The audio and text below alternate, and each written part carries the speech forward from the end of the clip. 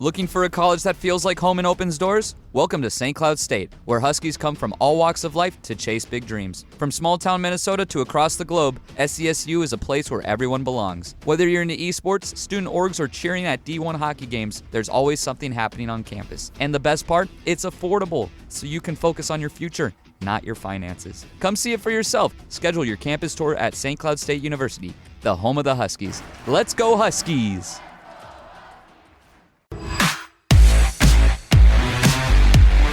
Pull up a bar stool and relax. Hey, who wants to have some fun?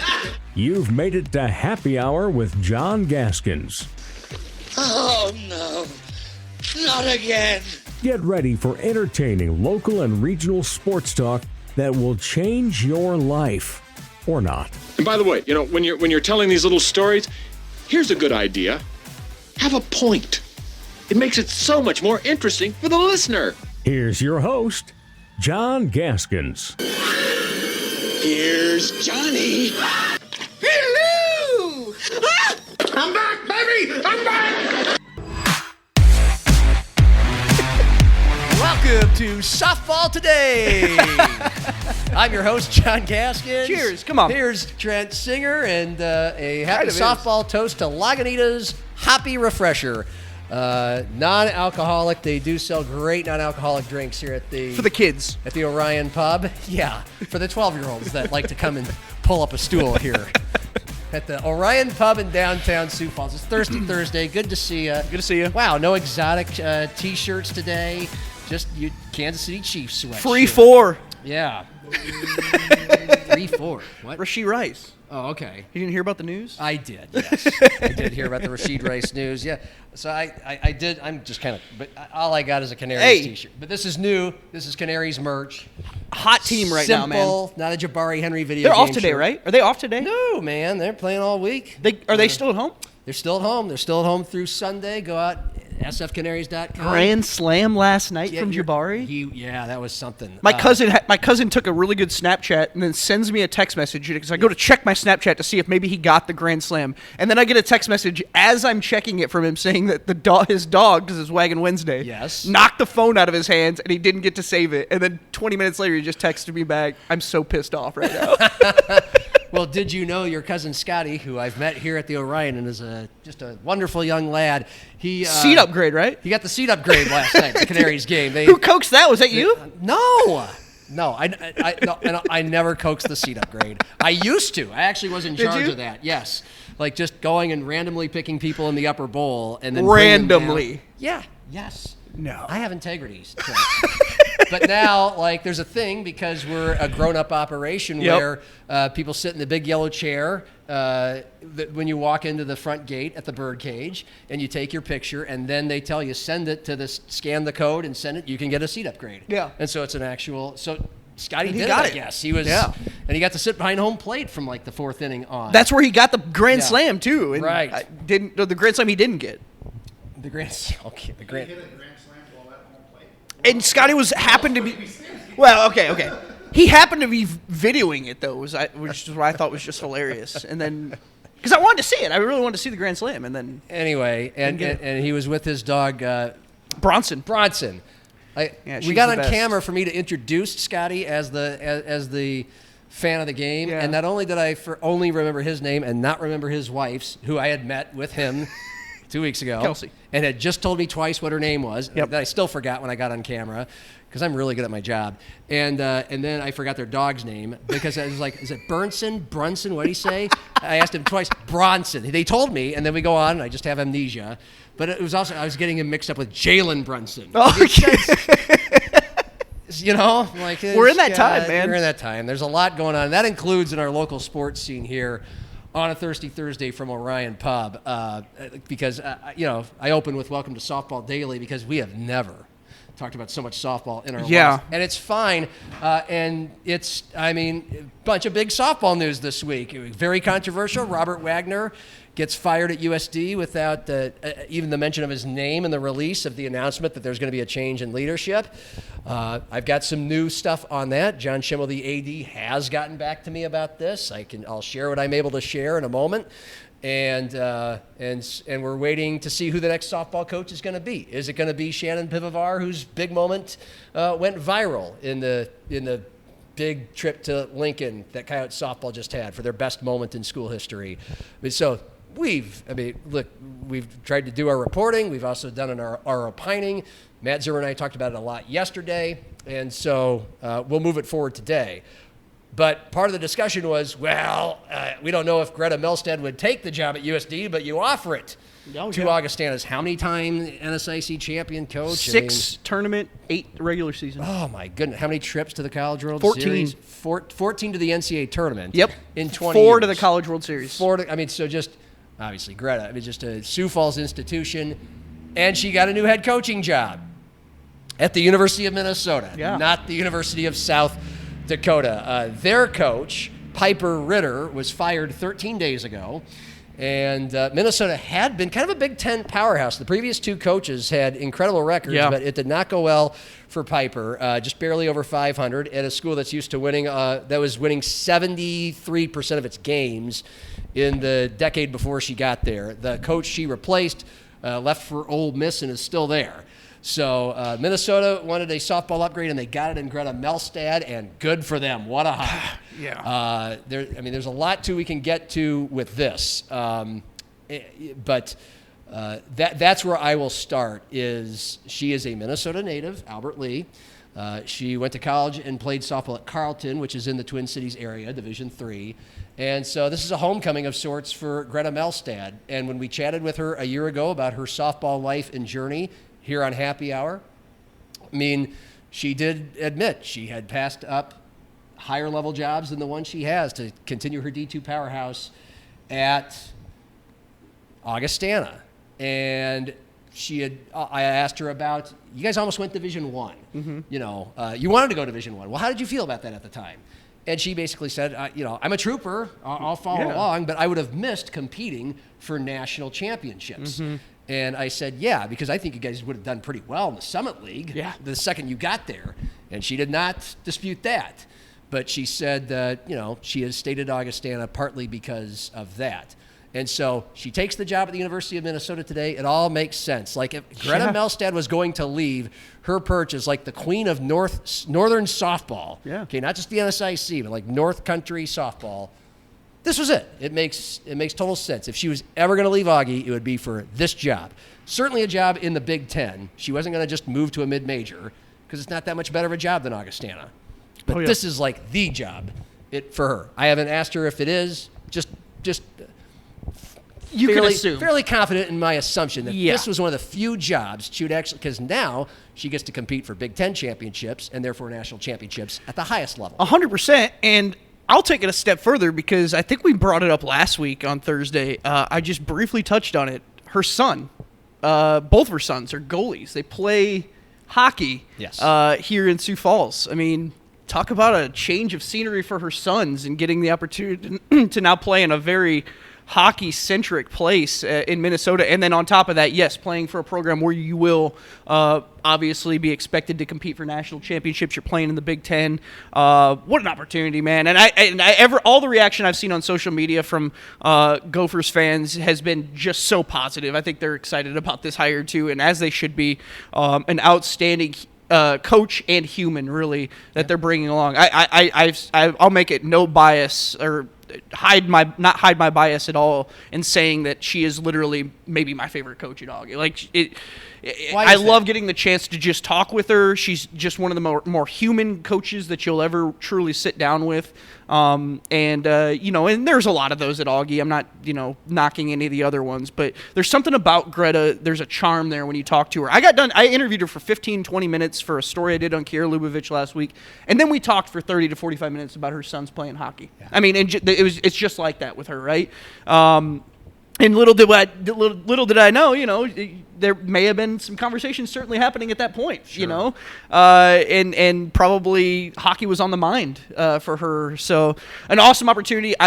My understanding is I think she's bringing Kelsey Thompson with her. Okay. And so, that's out of the question as far as, bumping up her in that position. An awesome opportunity for Kelsey Thompson. She's been a crucial piece of her recruiting process while she's been a coach at Augustana too. Kelsey Thompson runs South Dakota Renegades team, a club team where Augie has gotten a lot of players. And yeah, man, I'm really, really curious to see. I'll be following closely some Minnesota softball, a program I didn't care about at all before, but now I love their coach. And you know, kind of the Ben McCollum effect for me.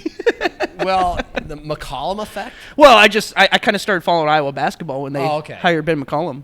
Gotcha. Yeah. Okay. Now I see. You tracking? It's tracking now. Thank you. Ditto on everything you just said about Greta as a person. And you've mentioned how Gopher fans, from what you've seen, have been excited. I mean, Cordell, video producer, illuminated me to somebody went and dug up a tweet from our show, this statement from Greta. I'm going to guess these are Gopher fans like, who is this? What is she about? Whatever. And just and they found this. Probably having that those was 90 expectations seconds of Greta basically outlaying and holding each other accountable, what Augustana softball is all about, what she's all about as a coach, as you mentioned, those expectations. The human I would side say of that's it probably that she brings to the players, but at the back end, you heard, X's and O's strategy. I mean, she's all about. We're all about to win, and we're all about building. What a run they had. We They want to weren't very apologize good for very strong women, and then they just rip off 10 out of 11. We want to produce very confident, strong women who feel like they can go as a 5 seed and change the world. What a last hurrah! And so that's those 90 seconds you just heard. That's what we're about. We just use softball as the venue, and I think the more I coach, the more I've been okay 90 about. seconds of this is what I am all about. That's this always is why been my Augustana goal. Softball has been, but it's more what we incredibly focus on. successful for 20 years, and this is and what trust I would me, bring we to the focus on the table X's and O's and the somewhere details else. of softball. And clearly, but we Mark really Coyle try to in put Minnesota everything in the took context flyer. of like I mean, we bigger life some were lessons joking like and Minnesota keeping media things in were joking perspective that when and, Garrett Ramoy, isn't this being crazy? able to handle yourself Second when you Augustana leave coach to and be offered life or at throws least you strongly curveballs considered for a and Golden things like Gopher that. job. And I Garrett think stayed. that's and when really Matt and I were talking what my about this job yesterday, is. Zim and I were like, well, maybe she'll stay. She wouldn't go to USD because she got such a great gig at Augustana, and USD is probably not that much better of a gig. And she got the kid in hockey and just stay put. But like Garrett Raboyne. Yeah. But like he turned down Minnesota probably for a lot more money. And so, but she took it. And I think it's because it feels like this is the one and only this is absolutely what I would take. If I were to, it would take this to leave Augustana. I think she's shown incredible chops as a recruiter, though, too. Yeah. I mean, God, 813, 313 record at Augie. 813 wins at Augustana in 20 years. That's incredible. Yeah. And it's a program, too. I mean, like, historically, too, they'd been good in the NSIC. But Greta just, to maintain that, it's not easy, especially when you start talking about a conference where you have some Minnesota teams and you have some teams up in North Dakota and some places where, you're battling with some of those players, right? She brings in a lot of Minnesota players. It's what the area she knows the best. Of course. She does a really good job recruiting here. I'm curious to see. I think there's some talent around here that she certainly could draw up to a place like Minnesota. Yeah. And I'm really there is some really good softball in the Sioux Falls area. And now she's got a footprint there, right? She's been here 20 years. She knows this area probably just as well as she does the area where she comes from. And another reason why she's the perfect hire. I don't know who the other candidates were, and I don't really care. I really don't. But like it all checks out and makes sense. We've been talking about when is Greta going to get an opportunity like this for a while. She has, but I don't know if it's been like this. Yeah. Again, I mean, Zim's fairly confident she turned down a South Dakota State offer within the last decade. Wouldn't surprise me at all. And that wouldn't surprise me at all either because it's not that much of a step up. Well, people underestimate 100%. I think a lot of fans who aren't as glued in or understand, maybe Augustana's facilities are underestimating it. Yeah. I mean, you talk about hockey. Obviously, they've got a brand new hockey arena. I think they have one of the best D2 football arenas in the country. Yep. I love that. I love Kirkby Over Stadium. On top of that, their baseball stadium is hosting the state tournament this weekend, and it's a fantastic facility. Bowden Field just got those new lights put in a few years back, too. It's a fantastic softball facility. They've hosted conference tournaments and everything there. The step up to go to USD or SDSU is not quite a step up. It's pretty linear. Yeah. As far as facilities, as far as what the athletic department, how the athletic department views you, I think it's really valued in Augustana, especially those coaches. I think that's one thing I will give Josh Morton a lot of credit for, is stepping into this role. He's been able to continue down the paths of some of these coaches that have come before him that have been really successful. Tim Huber, Jerry Olszewski, Greta Melstead. You could argue there's been some others that have gone by way, but in keeping people like them around, they have maintained a level of success. Yeah. Greta won a national championship there in 2019. Huber won one in, I believe it was 2017, right? So 18. You're talking 18, yeah. So you're talking about like two coaches that, we've heard a lot of chatter that they probably could have gone on for better jobs. I think OJ's right in that same conversation too. And they've stuck around because there's value there that a lot of people really don't, from the outside, don't see. I mean, you just go there and see those facilities because they are some top-notch facilities. And I'm in agreement when you talk about viewing a job like USD and SDSU as not quite a step up. It's a little bit more linear than I think a lot of people would expect. Well, they operate like a Division I operation. Yeah, and it's intentional. They wanted to very badly go to the Summit League in Division I, and the Summit League wouldn't invite them. And so they'd already made some commitments. They'd already been updating facilities like baseball and softball. And Elman's getting a huge upgrade right now. That was built in 2010, long before any days they had Division I in mind. And it's not big, but it's beautiful. Yep. Obviously, Midco Arena is a division. It's the smallest, but still Division I quality. Yep. And who knows? It might happen someday. Summit League could use some teams. Yeah. But anyway, they operate. But what's been the advantage of that is, again, they pivoted. Stephanie Herseth-Sandlin had a lot to do with it, but so did Josh. And together they have pivoted to, okay, we're D1 hockey and we're D2 everything else, like Mankato is, like St. Cloud is. State. And it's working, and it keeps them elite at D2. And but for Josh Morton, it's a big moment, even though it's quote-unquote only softball. It's not one of the big sports, but it is 100%. Big because Greta's made it so big there. And look, you are so correct. Like, he hasn't really had the opportunity to make the big hires. But he has for men's and women's basketball. Garrett Rabwin, too.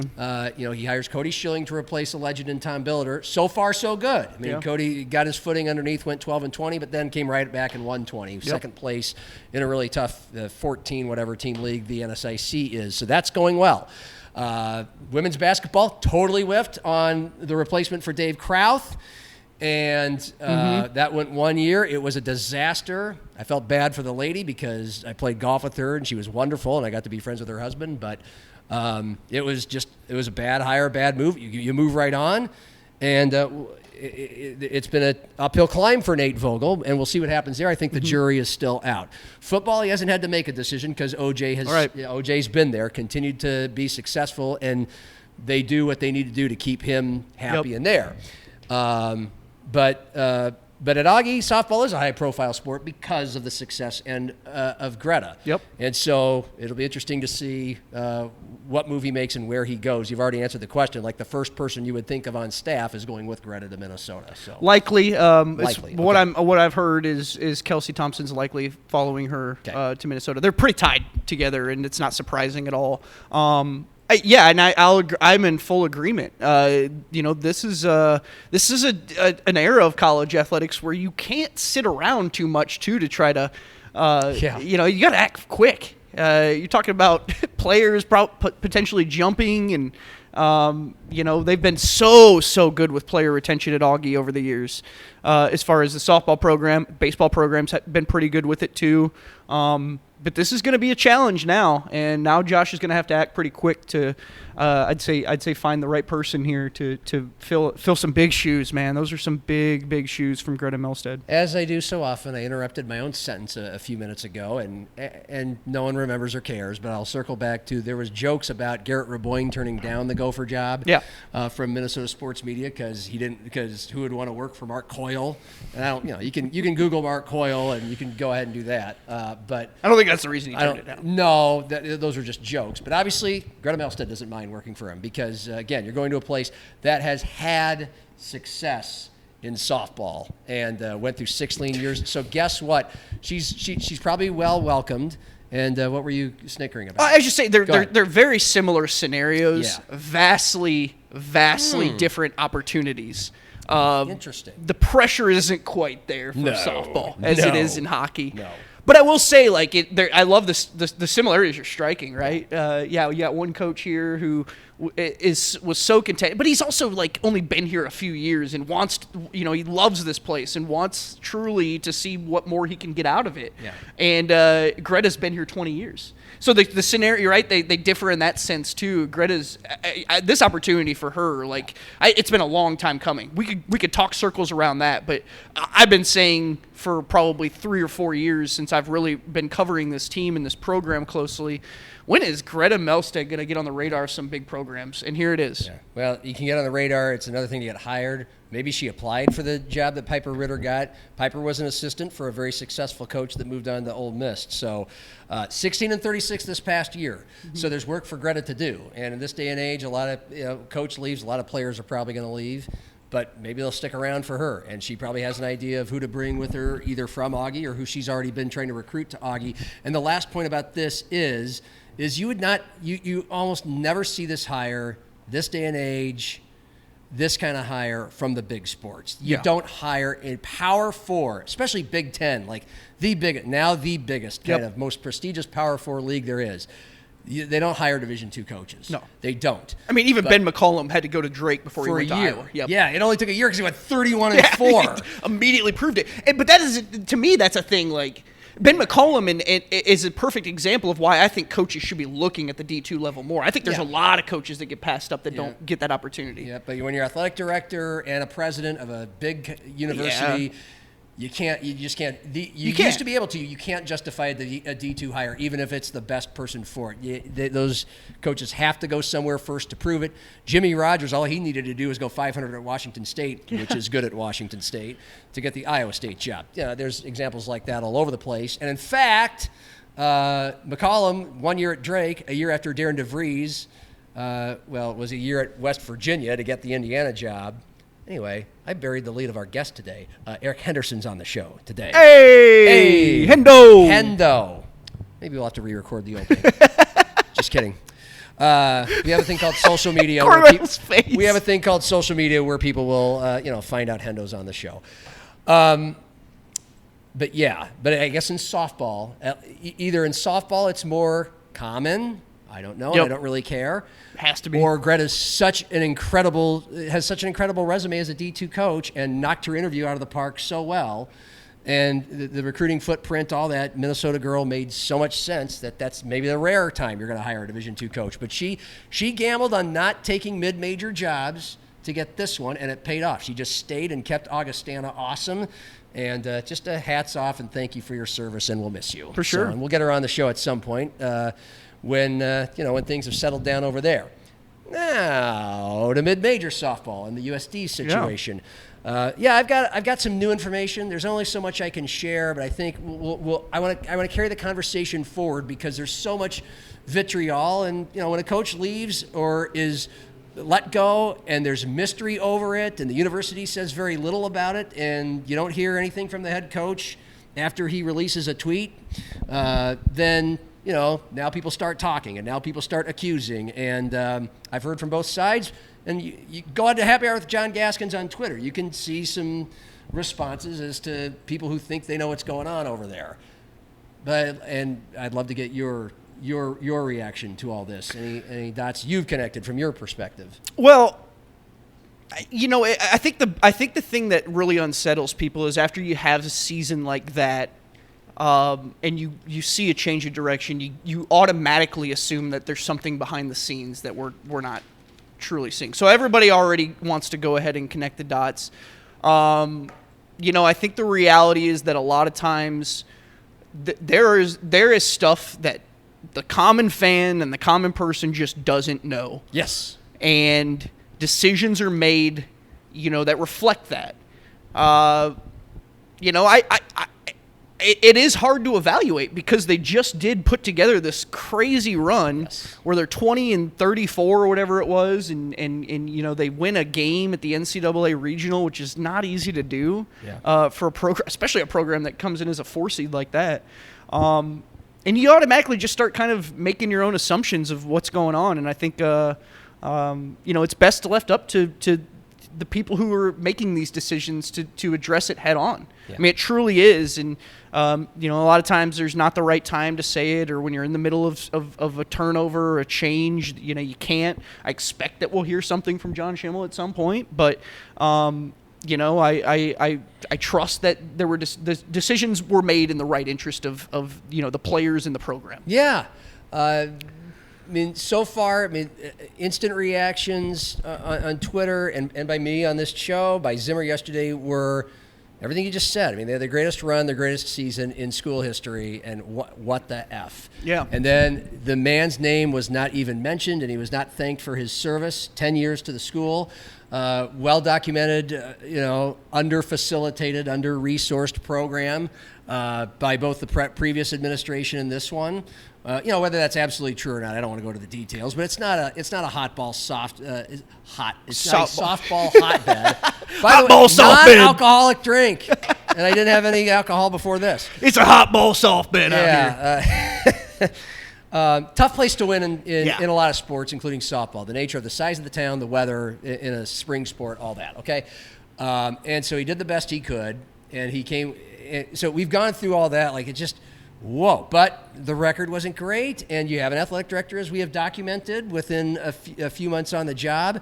Bob Nielsen's retiring. Some have alleged that he was forced into retirement. Can't confirm that solidly, publicly, but that happens, and he makes the right football hire, and he makes the right women's basketball hire, and then he gets a lot of controversy and flack for not renewing Eric Peterson, who to this point, love the guy, and he did an awesome coaching job last year with so many injuries, but Petey's never reached a Summit League tournament championship game, and after 5 years, no matter what you inherited, that's tough, and this guy isn't the guy who hired him, and a lot of athletic directors want to hire their own coaches, and so having said all that, those are the conclusions we rush to right now. How dare they not acknowledge how unclassy? You've seen the reaction from a lot of angry USD fans. From Zim and I, we just kind of go, well, that's a head scratcher. That's telling that nothing was said. Yeah. But maybe, just maybe, you basically said everything that I was going to bring to the table today. We don't know the full story here. Yeah. Perhaps there is a good, solid reason why John Schimmel did not even acknowledge Robert Wagner in the release about there being a change in leadership in softball. And look, again, you can follow my Twitter account. There's been accusations as to what was going on, and I'm not going to sit here and pretend I'm going to give them oxygen. I just kind of did, I guess. But I can't because I don't know who these people are with the accusations. John got a hold of me today because he wanted to, because he had not gotten a hold of me, and that was also the tell, right? He's not talking to media, and again, there's a lot of conclusions you can make from that, but he obviously is not comfortable, nor is probably the school and people above him talking about the situation and why Robert Wagner's no longer the coach. No. We can firmly say his contract was not renewed. That's different from getting fired. It's kind of the same thing, but it's not. When you have a contract that's up for renewal, you don't have to. It's not 100%. Technically a firing. You don't have to have you technically do not have to have a reason. Yep. Go ahead. I was just going to say, I've seen coaches in the CCHA. Yeah. I can recall, Michigan Tech made a change at coach. Mm-hmm. They just won a CCHA championship and had been really successful under Joe Sean. And there was a contract renewal. They didn't renew it, and they opted to bring in Bill McCult. And that's pretty typical. When especially a lot of times if you're an administrator and you see an opening, and you can go that route because it's publicly and PR wise it plays better, and you want to make a change, and that's essentially what happened at Michigan Tech. Okay. And I'm assuming that it's a similar situation here at USD. I mean, John Schemmel just has told me that he's unable to say really anything. Okay. But there is part of me that was wondering, and I was going to bring this to the table today before he got back to me. It was like the movie Draft Day. I wrote, when Kevin Costner writes down the name of the draft, no matter what happens today, remember to say or do this. And so, I mean, again, we've kind of said it, but I'll use these exact words. Often, if a dismissal was announced with such a lack of acknowledgement and appreciation, it might mean there is a lot more to the story than has met the eye. Those are my words. I wanted to make sure, and so I repeated that today. And so it feels like, without me knowing exactly why he was let go, that's as far as we can take it right now. Yeah. And that perhaps, and keep in mind, this is a public university, and this is a government-run operation. When it comes to anything regarding employment and a release of employment, human resources, takes a while for things to get sorted out. And that's why people really don't talk and stay quiet. And so maybe, just maybe, yes, there's a track record of the way John Schemmel has approached coaches and making coaching leadership changes so far, and staff leadership changes in his staff. Most of it's new there. Yeah. He wanted his own people. And some of the people that have been speaking out against this have been people who used to work there, and that is typical in a situation. Those are the people who tend to speak out. But again, it could just be he's biting a bullet. I'm not for sure. I don't know that if he is, but he might just be biting a bullet because he has to. Take this into account too.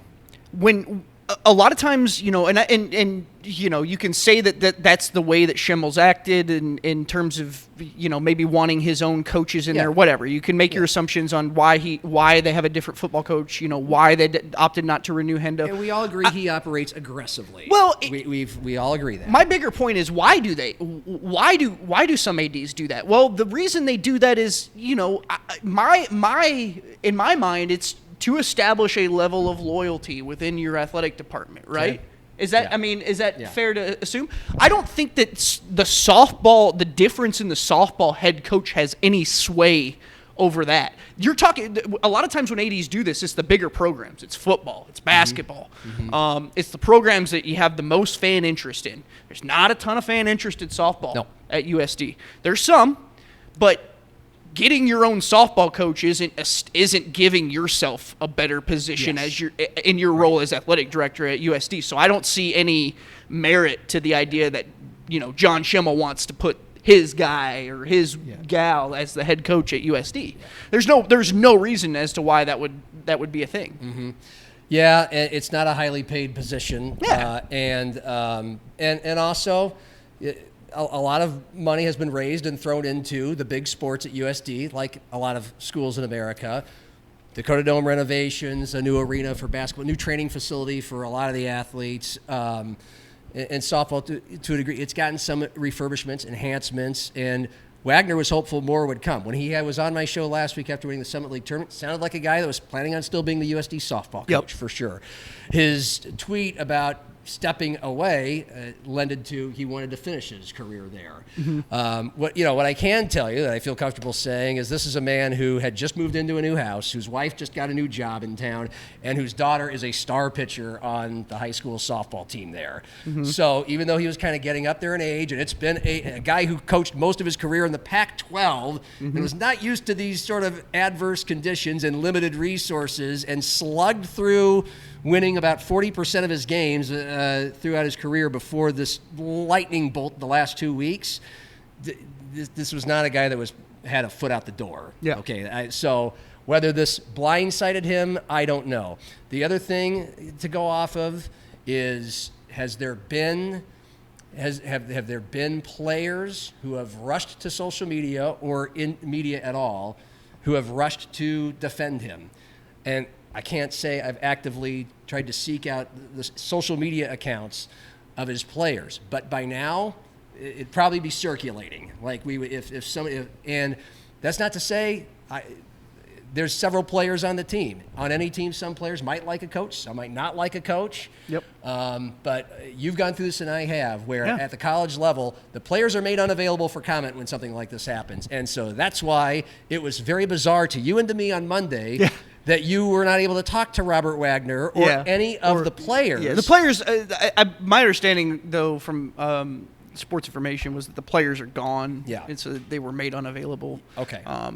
But, which, I don't know if it felt like something else obviously was brewing to the point. So I'm trying to get a hold of Robert Wagner because he deserves to be able to tell his side of the story if he wants. And so this is definitely very much to be continued. Yeah. But I would, and social media wise, some people spit out accusations on social media that turn out to be true. A lot of people don't. And you got to consider the sources one way or the other of what you read on social media. Just remember, they're called fans for a reason. Yes. So. Because they're fanatics. And they think with their heart. Fanatics. Yeah. That's all Cordell's calling Trent's sweatshirt. It's okay, Cordell. Yeah. He's still hurting from the Timberwolves. Well, he's a Vikings fan, and they've never won a Super Bowl. I know. This is just he's just projecting. Well, speaking of racking up titles, because I think we've exhausted all that we need to today about USD softball, I think it's safe to say we may learn some more information in the future, and there's good reasons why we don't have a lot of public information to this point. And so don't just rush to immediate conclusions. Yeah. And we've tried to do our very best here on this show and with Matt yesterday. You can assess what you know, John Schimmel's record, everything that we know about USD softball the last few days. You can connect dots, try to draw conclusions, but I think public service announcement. Let's encourage everybody to take a beat. Yeah. To see what we may learn in the near future. Stampede, though. That's right. 1 win away, baby. 1 win away. So Matt and I have talked a lot the last couple of days. Mm-hmm. Me on Monday, him yesterday or Wednesday. All we have basically said is, isn't this great? I mean, and the city, the attendance numbers for championship series. Canaries last year, way more than they were for the finals in 2008 when they won. Yeah. Attendance for the Stampede, to Killer. Zim's recollection, way more than the playoffs and championship series. In the past. Yep. And so it's been mostly about, isn't this great for Sioux Falls, and isn't it cool the support they're getting? But let's talk about the actual team and how they dominated these first two games of the finals, 3-0 and 3-1. They played both of them at home. Yeah. And I'll say this, I think that they were really battle tested from everything they experienced and going through teams like Lincoln and Fargo. It set them up really well. And then to come on your home ice, I mean, they drew nearly 6,000 on Friday night. They were over 6,000. I think it was 6,000, like, what was it, 880? 80. Almost. Yeah. Yeah, so almost 7,000. Almost Saturday night. Almost 7,000 fans on Saturday night. They had a tweet out. It's gone, but it was. They said it was a USHL Tier 1 record with over 45,000 fans in, believe it would have been 8 playoff games at home. That's incredible. I got to talk with Ryan about it on Monday. Just more so about. I wanted to go back to when he first got the job. I was one of the first people to talk to him about it, and I remember how excited he was about the job. He'd been an assistant coach there for 1 year in 2022, and so he'd had a taste of what this fan base was like. But I wanted to ask him more so about, like, how have the fans delivered, and then also how do you feel like this has been – how have you been able to do this in the playoffs? It's not easy, right? I mean, in the playoffs, you're talking about, like, season ticket holders not having a guaranteed seat. You got to find ways to get fans in that you typically don't. And one thing that really stuck out to me was he said one of the first things he did when he first got this job was trying to connect the front office staff, the guys who work under Jim Olander, and all those people who work a lot of hours during the week. Get them connected with the guys in the locker room and the coaches and the hockey ops staff. And that, making them feel like they're all kind of part of a family. Let's celebrate the wins together, right? And, John, we walk around there when we're waiting to talk with players and coaches, and you kind of sense that, right? That there's other, the video people and the social media people and the ticket sales guys. They all hang out in that lounge area right next to the locker rooms, and I think a part of that is when you make them feel like they're truly needed in this whole thing, right? You make them want to bring fans into the door. Yeah. And it's been a motivating force, I think, for everybody. Top down. He said that the players on Sunday spent the day texting guys like Corey McDonald, the executive vice president, works in ticketing, texting the people who work in ticketing and thanking them for making that experience possible. Like, these are the players sending personal text messages to people who work within the front office, and that's empowering stuff. I mean, when you're working, a day in day out job where it can sometimes feel pretty thankless to get words of encouragement like that from the players, that means a lot. And then in turn, the players want to go out and play. They feel obligated because there's 6,000 fans up there, and they want to perform in front of them. They don't want to let those fans down. So I think it's worked hand in hand. And I wrote about that today in my column of how that kind of has been a sort of hand-in-hand deal. But yeah, you talk about the team on the ice, man. This is a team that I really, really like what I see 1 through 4 in those lines. I think defensively, Matthew Grimes has been one of the best defensemen in the USHL in the playoffs this run, and Noah Minoso, who's an Augustana recruit, just an outstanding defenseman. They've got Jake Prunty on that team. He could be a top 15 pick in the NHL draft next year. He's a rookie this year in the USHL. He leads all rookies and all rookie defensemen in scoring, and so there's a lot. There's a lot to take away from this team, man, and it even goes to Tony Gasparini and making some great offseason moves, bringing in guys like Tobias Omen, who had that amazing top-shelf goal to get the scoring started on Saturday night. Bringing in a bunch of different guys and a goalie, too, who Ryan has spoke endlessly about being the best in the league. Usually it kind of starts there, right? Softball and baseball, it starts at pitching. It's not the whole thing, but a sport like soccer or hockey, it's the goalie. You got a good one, you got a chance every single night. And gives up only 2 goals a game, 94% save percentage. I'm guessing that's near the top of the USHL. You ask his biased coach, yes, he's the best goalie in the league, and it kind of starts there. But the other thing I found intriguing about this team, I mean, the proof is in the record. It's what I find interesting about the story of this team is that they had the second best record in the USHL, but they play like and consider themselves underdogs with a chip on their shoulder. And part of that is a story you've already told, we've talked about here, that a lot of these guys got cut from other teams. A few on the team got cut by Fargo, the team they just took out. And they've won a lot of close games. I mean, 4 of the 5 games in the Fargo series were 1-goal games. That's hockey. The scores aren't very high. It's usually 1 or 2 or 3 goals, but they've had some sort of grit that gets them through and allows them to. It's tough to win all those games. There's a lot of them. It's tough to win all of them. They won 4 in a row, including 2 on the brink of elimination. No, they didn't win all 4 of those, obviously, but they won 2 in a row on the brink of elimination. There were 4 combined. out of the 5 combined, games in the series were 1-goal games. Yep. You can't win 4 games in a 5-game series. Yeah, but they won the last 2, but in this one they're cleaning up.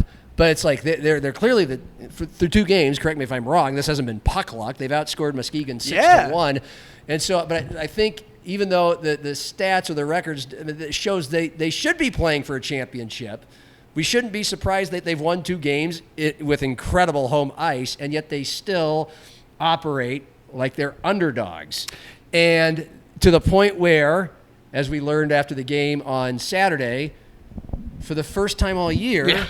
Club ownership offered to fly them to Muskegon, Michigan. And they said, nah. And they said, no, we'll take a big, long, dumpy bus. I mean, sure, it's a nice bus, but he says it sucks bus rides suck. You've been on, yeah, you've all been on fun. Them. And that's at least 10 hours, I'm guessing. And when you're with the boys, when you're with the boys, it's different, right? I'll say this, and we asked him. Cordell says, no, it's not. Bus rides suck. For them, it's different. They've been, and we talked about this, John. They've spent the last 2 series saying they just want to play another weekend. We just want to play again. Well, now here's the game. This is the game you've spent all season playing for, right? This is the one, and here they are. I think a lot of what you talk about too, though, with it being kind of their identity, right? That identity, that DNA starts from the coach. Of course. And Ryan Crothers is a Northeast Long Island guy from Farmingdale, right there on Long Island, and he had Ethan Wittenbach, who was one of the top players in college hockey last year on his first team last year. He's from Long Island. He's got guys from Staten Island. He's got guys from all up in that Northeast area on that team, and that is part of it, right? It's rugged. It's a rugged, brash city. And when you're in I'm not a big New York expert, but I think I understand it. When you're from Long Island, you're literally on the outside looking in. Yes. Of the big city, of the big party, of where it's all at. I like the Game 1 story, right? The Islanders compared to the Rangers. Enough said. Their Game 1 story, a guy named Joey Macrina, the shortest guy on the ice. He's 5 foot. He's not even 5'6". He's 5'5.5", and they list him as 5'6".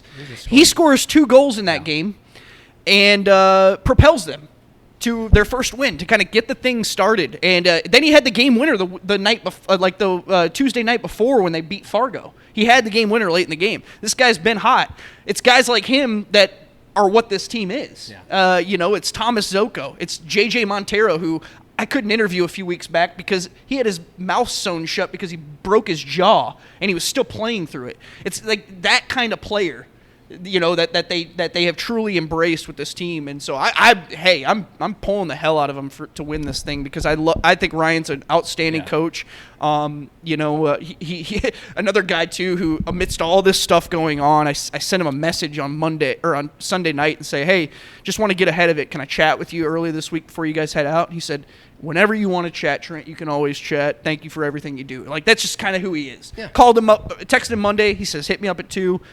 Answers the phone. He's just always making himself available. Just a great dude, and I'm pulling for this team, man. Yeah, as Zim said yesterday, you want him to just get it over with, win one of those 2 games in Muskegon. Absolutely. The sooner the better. There'll be watch parties at Buffalo Wild Wings both nights. I was there when they captured it 7 years ago, and it's, they're going to bring that cup back here and do some sort of ceremony. Let's not kid ourselves here. They have, for whatever reason, they've connected really well to the city and the community, and that's not lip service. It feels true. You felt it if you were there throughout the playoffs, but in my personal case, Saturday night. And I'm sure Buffalo Wild Wings will be rocking. But as Zim said, wouldn't we love to see a Game 5 in Sioux Falls to see what kind of crowd there would be? It would be a hell of an environment, but I don't want to get to that point, man. There. I just remember watching the Canaries lose last year, and those crowds were great. There's a little PTSD. There's some PTSD. I have convenient amnesia. I just tried to remember, seriously, just how awesome it was to have that many people. Were you at those games? Yeah, Cordell was there. You were at 1 or 2 of them. I was at both of them, yeah. I mean, it was just insane for 2-3 hours, those last 2 games. I mean, the crowds would increase throughout the playoffs, but wowzer, were they big and wonderful. And and the Stampede have experienced this. There's nothing like it. And speaking of that, Canaries are 5-1 to start the year. Hey, go Birds! And Thursday, Friday, Saturday nights, plus Sunday 4:05. Chances to go catch some early. Chances to go watch baseball. Jabari Henry hit a grand slam and then drop your phone. Yes, indeed. It's been beer league softball out there the last 2 days. Has it? Yeah. I mean, 2 7-inning games, 9-6 lost game 1, 11-7 was win wild. game 2, 9-6 in 7 innings. Yeah. 11-7 in 7 innings. And then last night was something ridiculous too. It was like 10-6. That's fun, man. But we're back to, at least for the Canaries, back to the top of the pitching lineup. Look, we had a full interview with Mike Meyer. Actually, we're going to hear from Canaries president Brian Jamros. Oh, cool. On this show today as well. About just the ballpark and everything beyond the baseball that the Canaries are providing and the stuff that you keep hearing about. Maybe a new park someday and all the things that the owners continue to do to make things better for the players and the fans. I think I remember hearing you talk about the new park on the radio like when I first moved here. Oh, I mean, before the Riverline thing. Before there was actual space. Where would you put it now if you were going to do it downtown? Well, where would you put it? I mean, I don't want to give everything away, but we talked about a possible new location. I mean, there's 130 acres that are going to be available in a few years. Where is that? Where is this at? Okay. Oh, you're talking about the steel. I can't tell if you were screwing with me or not. Yeah, where Smithfield is. Yeah, Smithfield area. Yeah. So, but it's going to take like 4 years to tear down Smithfield and just have the land ready for stuff to go up on it. But there's 130 acres, so a lot could go up there. And it's just going to make downtown even bigger. And you got the other side of Falls Park there, and yeah, that'd be a beautiful backdrop to walk into a baseball park, wouldn't it? It'd be pretty sweet. But it'd be a long way down the road. So for now, it's no, it's just right down there. We got the thank you. We got the charming old place where everybody knows your name, or something like that. All right, thanks, Trent. Yeah, appreciate it. Of course. Good times, great oldies. Oh yeah. Thank you, Cordell, Go ahead. producer Cordell Wright. Eric Henderson, Brian Jamros of the Canaries coming up. That does it for this week on Happy Hour. So a happy hour, hoppy, refresher. Happy hour. Cheers. It's still Happy Hour with John Gaskins, so go ahead, have another.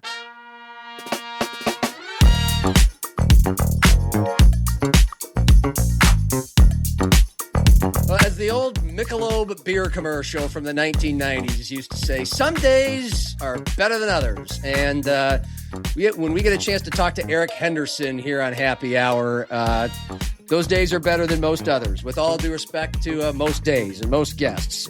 You know him as the 6-year coach at South Dakota State before he took over at Drake this year. In Brookings, he won 68% of his games, 80% in the Summit League, 4 regular season conference titles, 2 Summit League tourney titles. He won 19 or more every non-COVID year. And on to Drake, he went in his home state of Iowa, where it has been a year. And we will be catching up on all of that. But it is great to see and talk to Eric Henderson. Who, by the way, are you in the witness protection program? Where are you talking to us from there? Is that a jail cell? Do I need to bail you out? Help. No, just kidding. It's, I'm just at home right now, actually, in the office at my house. And man, it's good to be back on with you, John. You're a good man. And we certainly miss aspects of South Dakota and Brookings and South Dakota State. The people up there are tremendous. But we're doing good and we're happy here and things are going well, my friend. How often are you ever in touch with some old friends, coworkers, players at SDSU? Yeah, a fair amount of friends and coaches. Coach Pete and I are still good friends.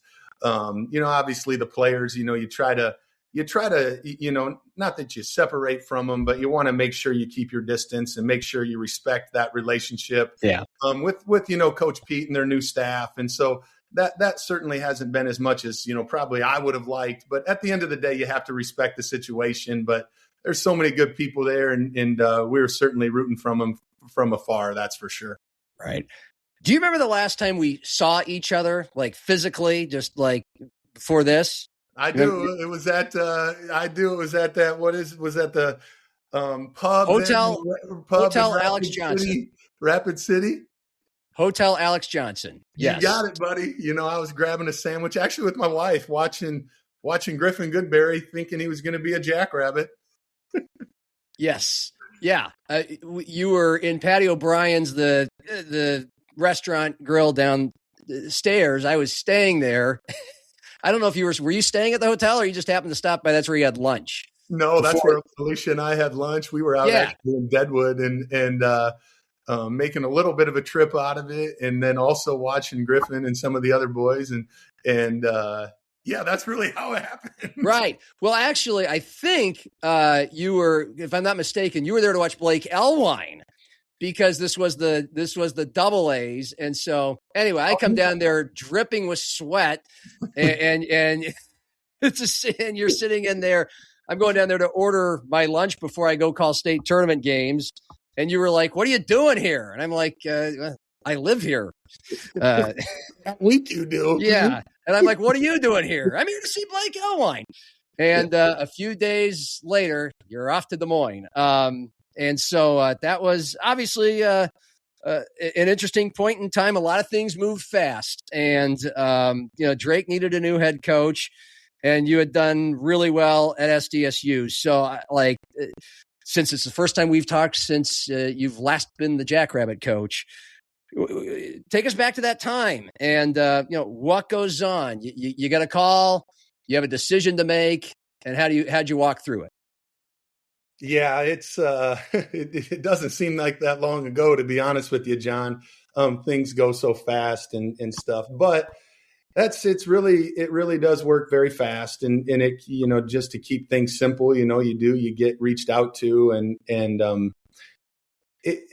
wasn't going to leave a special place for just any place that's for sure. But, when Brian, the athletic director here at Drake, called, I knew it was something that was always, maybe intriguing to me, coming back to the state where I grew up, the tradition that they have here at Drake, and then the support that they get. It was hard, but there's a lot of things that lined up, and you never want to go to a place where, the support doesn't outweigh the expectations.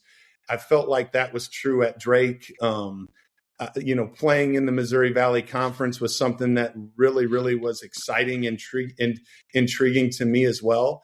And so, sometimes you got to take a leap of faith. I sat down with my wife and was like, "What do you think?" And she's like, "You know what? Maybe it's time." And it wasn't necessarily maybe it's time, but the place seemed right. And so we decided to take a leap of faith and take advantage of the opportunity. Yeah. And that all is taken into account, and and you've got my blessing. It's okay to enjoy a few more nickels for your family as well, right? It doesn't hurt. That doesn't hurt, right? You want to make sure, it's certainly not, what makes the decision, but like you said, you want to always make sure you're putting your family in a good spot to be successful down the road. And hopefully we're doing that. All right. Well, what was the conversation like with Justin Sell when you had to tell him, adios? Yeah. Justin and I've talked a lot, previously about other situations that have come up that, maybe I, didn't feel like were the right situations for me. And so I just, it wasn't, I don't think it was a shock to him or anybody in the administration that, there was going to be some opportunities and, if this one came up that, maybe I would look at it a little bit deeper than I've looked at some other ones. And so just being transparent with him, I think, was really, really important. And I know Brian and him had talked and about, what type of style of coach I was and things like that. And so, just a mutual respect, for Justin and being transparent throughout the whole situation. Obviously, what he's done at South Dakota State is sick, right? I mean, since the division, since they've been Division II, it's been incredible. And so I still have a ton of respect for him, talk to him a fair amount, and just, but it's just being transparent, right? Don't give anybody, don't make it a surprise for anybody. Yeah. Did he ask you, or did you offer input on who to replace you? No, honestly, it was something that, I think, when you're in a situation of administration, you probably have thoughts in your minds of what's going to happen. And you have to be a forward thinker. If someone does decide to move on, or you want to move on from someone, I think there's probably things I would assume that's, how they were thinking and what administrators think. And so I do know Justin, kind of, asked, about it a little bit, but I didn't really, at the end of the day, I was ready to, thinking about Drake. And, I did obviously hire Coach Klink, and he came with me. And if that's the route that he would have went, probably things would look a little different here too. And so, you kind of, want to know, but at the end of the day, I don't think there was any wrong choices. And I think things work out for a reason. And so that's what happened. If you'll forgive me for a second, I'm just going to close my window here in my office because I got the mowers and the city traffic and all that. Okay. Now that you're a big city guy, John. I know, compared to living in Lenox out on the prairie where everything's a library. And so you mentioned Klink, Rob Klinkafus. I mean, almost 20 years under three different coaches at SDSU. And I think he tried every time when Nagy left, when Otzelberger left. when you left, to take over. I might be wrong, but I'm fairly confident. But I want to get to him in a moment. But the move was made to hire another one of your assistants there, and Brian Peterson. So what was your reaction when that happened? Well, obviously, you're excited. And, when you have friends in this business and they get opportunities, you're certainly excited for them, right? And so I was happy for Brian and for him to take over the reins. And, all the guys that have worked, with me throughout the years have done terrific jobs. I'm very blessed to have great people around me. And so when one of those guys gets an opportunity like that to take over a program that has had a great amount of success and has a great amount of pride, you're extremely happy for him. And so, that's what my feelings for him. And it was an interesting time, that's for sure.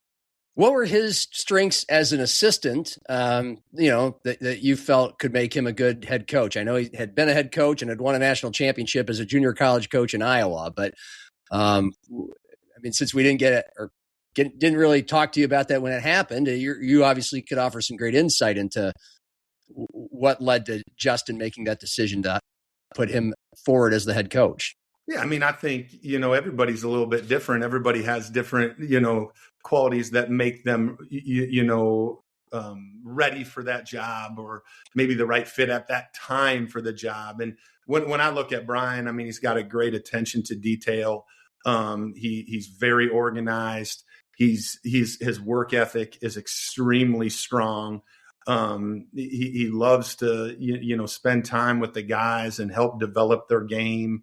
I think, his ability to create relationships with the guys was really, really impressive. He's had some experience being a head coach. He won a national championship, at the junior college level. And so I think he's been able to prove that as well. And so he does a great job, and he'll continue to do a great job for the Jacks. All right, so here comes the tricky part, though. Whether it's going to be him or Rob, if the hire's going to come from within, and it did at SDSU. You're a head coach, and it's the NIL portal. Anyone can go anywhere, anytime era. And so when you started to think about your roster at Drake, you ended up bringing Owen Larson over from Brookings, where you had a pretty outstanding freshman year, and Griffin Goodberry, who you went to Sioux Falls to see in the state tournament the day after we saw each other in Rapid City. No, it's okay. It's all a blur, and they're both great players. But Blake had a year left at Huron, but Griffin was going to graduate from Sioux Falls Christian. You watched him win a state title, and then you took him to Drake. How did you go about, and then Bryson Ball as well. How did you go about, from the point you accepted the job at Drake? How does that work with just convincing or trying to convince some of your guys to go with you? Yeah, I think you're trying to set me up here, John. It feels like. Just kidding. No, but it is tricky, right? It is tricky because we have obviously I loved, the guys that I was able to coach at South Dakota State, and I'd love to bring them all with me. But at the end of the day, you have to kind of evaluate every situation that you're in. And, looking back on it, to be honest with you, the one bit of advice I have gotten from others that have been in the same situation is, Hendo, you probably should have brought way more players than you did. And, which is an interesting concept and an interesting thing to think about. But at the time, it was something where, when one of your assistants gets the job, and you have to tread a little bit lightly, right? And you don't want to make sure you're doing the respectful thing with South Dakota State, but also, making sure you're looking out for Drake too. And, when it first came up that, I was going to go to Drake, Owen, decided that it was something that, he thought we would be very, very interested in, and him being from Iowa, it made some sense. And so it was a tricky situation, but at the end of the day, we had a lot of South Dakota kids too. And I didn't want to necessarily, break up that what they had going on there at South Dakota State. They had a lot of guys returning, and had a chance to be extremely, extremely good, because retention is still, I believe, one of the things that can create a lot of success. And South Dakota State was getting a lot of guys back, and I didn't really want to break that up, but with Owen being from Iowa, Griffin not being there yet, Bryson not being there yet, but also wanting to bring some guys along with me that I had some continuity was really important. So that's really what my thought process was throughout that time.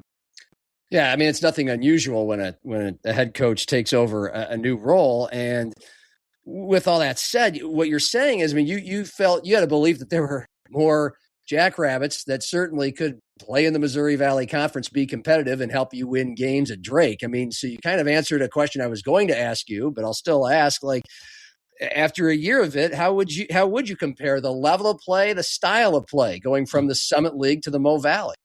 Yeah, it's certainly some of those guys could play in the Missouri Valley. That wasn't a concern of mine at the time, and it's certainly not a concern of mine now either. Right.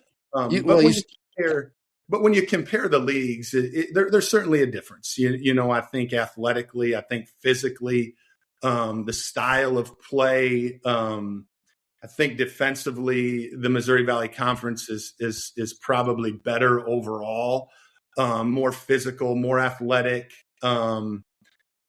That's probably the biggest changes that I've seen throughout. After 1 year, obviously there'll continue to be more. We got 11 teams in our league, John, and I'm telling you, every time you go to battle, it's a war. And with the Summit League, I can't remember. I think they're down to 8 teams now, or I'm not even sure what it is.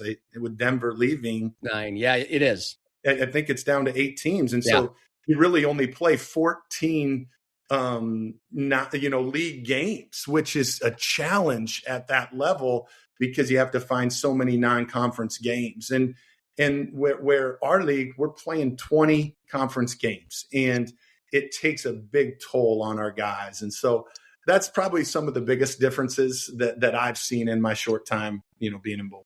Sure. Owen scores 10 points a game. He was your second leading scorer behind Jalen Quinn, who was I believe a first team all MVFC player.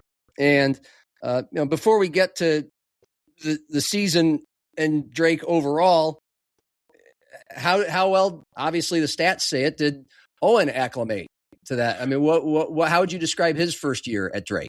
Yeah, Owen really had a challenging year, and it was a year of growth for Owen. Obviously, he tore his ACL at the end of the year for us at South Dakota State, and so he really didn't do any, just was rehabbing all summer and pretty much all fall as well. He finally started to get into some workouts, but that's a hard thing to come back from, and there was just a lot of new things for Owen. And when you're with a new group of people, we didn't have 2 guys on our team that played together the year before last year, John.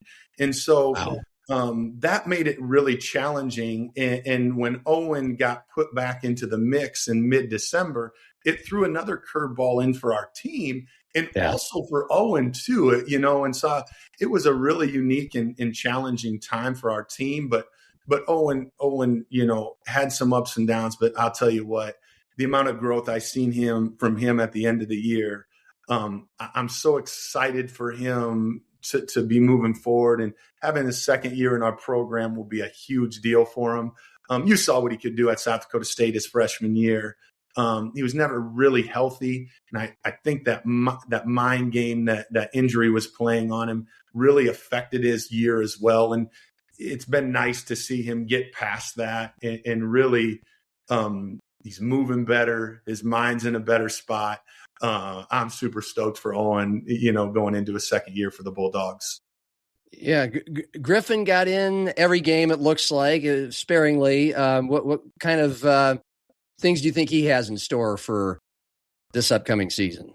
Oh, I'm equally as excited for Griffin, to be honest with you. He had some, like most freshmen, he had some moments where, like, holy cow, this is going to be really special. We played down in Destin, Florida against LSU and Georgia Tech. And, two power four conference schools. And that honestly is some of the best games he played, and then, honestly, I didn't play him, one game at Illinois State. He didn't get in. And, I just felt like he was lacking some of the physicality things and some energy things that we needed from him. And that was with about 8 games to go. And I'll tell you what, it lit a fire under him. And the last 8 games, he was dynamite. And in our conference tournament where we beat Southern Illinois and beat the number 1 seed Belmont, Griffin's in at those end of game situations, being a big part of it. And so the amount of growth I've seen from Griffin, man, it's incredible. He's changed his upper body, physically. It's becoming more natural for him. He's always been a super skilled player, yep. Right? And so he's learning how to use some of that size and physicality, which is important for him. And the future is very bright for that young man. Oh, I mean, 6'10", and with range, and you said it all. Like how exciting it's going to be to see how that blossoms. And you alluded to it, John. Sorry to interrupt you though. With Griffin, like Griff grew so much right here too. Like, you could see at the end of the year, those last 8 games, and we went through a tough stretch part of that. But when we were able to finish the way we did, and you could see that confidence swelling in his brain, it's like, This is what we're waiting for. And that's, I'm so excited for him. Yeah. I mean, you did as all teams and coaches want to do. You started playing your best ball at the end of the season, and you go into the Missouri Valley Conference tournament, the 9 seed, 6-14 in league play, and you beat the top seed Belmont in the quarterfinals, and that basically knocked them out of the NCAA tournament. They didn't get an at-large bid. Then you lost in the semifinals narrowly to Illinois Chicago, the team that got beat by Northern Iowa. You mentioned how deep and tough the league is. Northern Iowa was the number 6 seed, and they win the tournament. But before all that, we'll put the full scope of your first season at Drake into full context. And this is going to sound a question you won't like at first, but wait till I finish. 6 straight 20-win seasons under Darren DeVries, who's now at Indiana after a 1-year stop in West Virginia.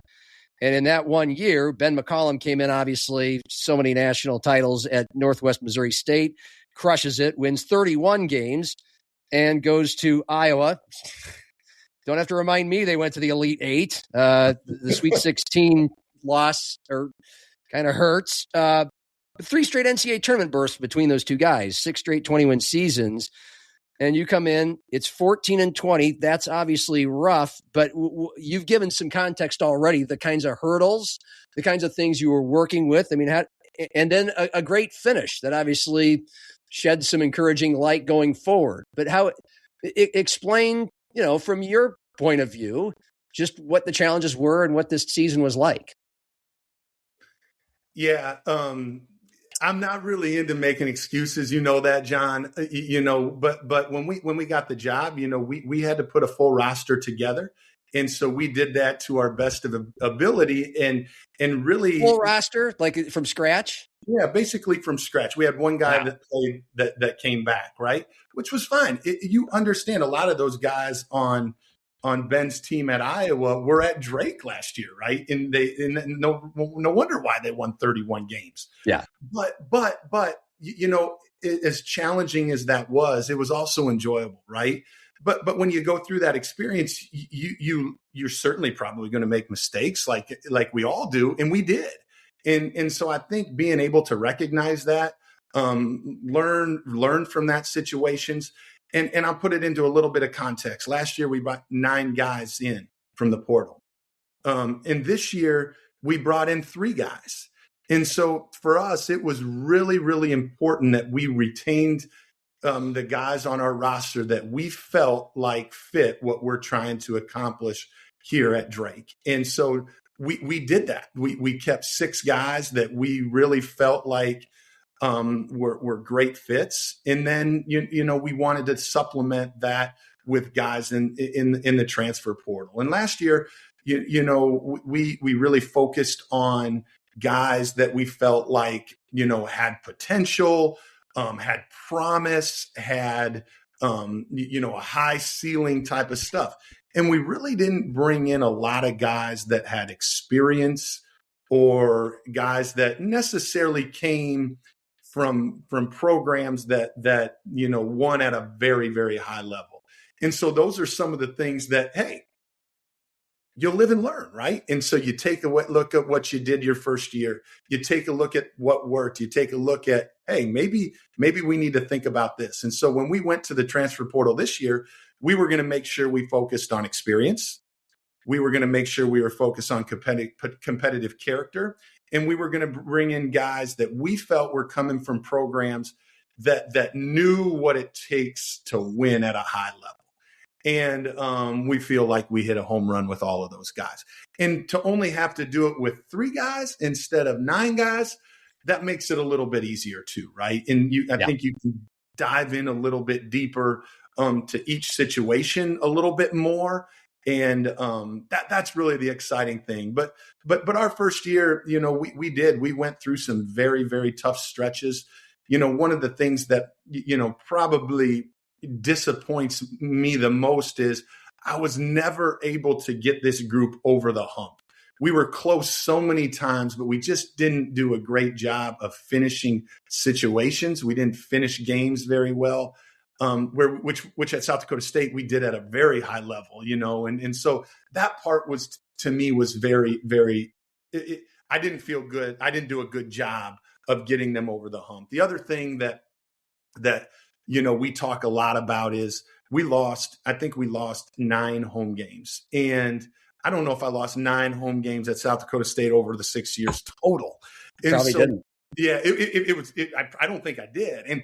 And so that piece was very disturbing to me. And so we're always looking at ways to, hey, what is going to put us in a better situation at our spot. And at the end of the day, we were hunted. Like, we were getting hunted. Like you said, Drake has been good for at least the last 6-8 years.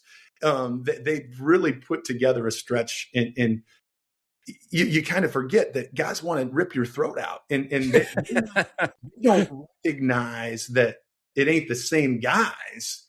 All they see is what's on that front of the jersey, and Drake's been kicking their butt for a long time, and we're circled on their calendar. And I don't know if our guys necessarily recognize that.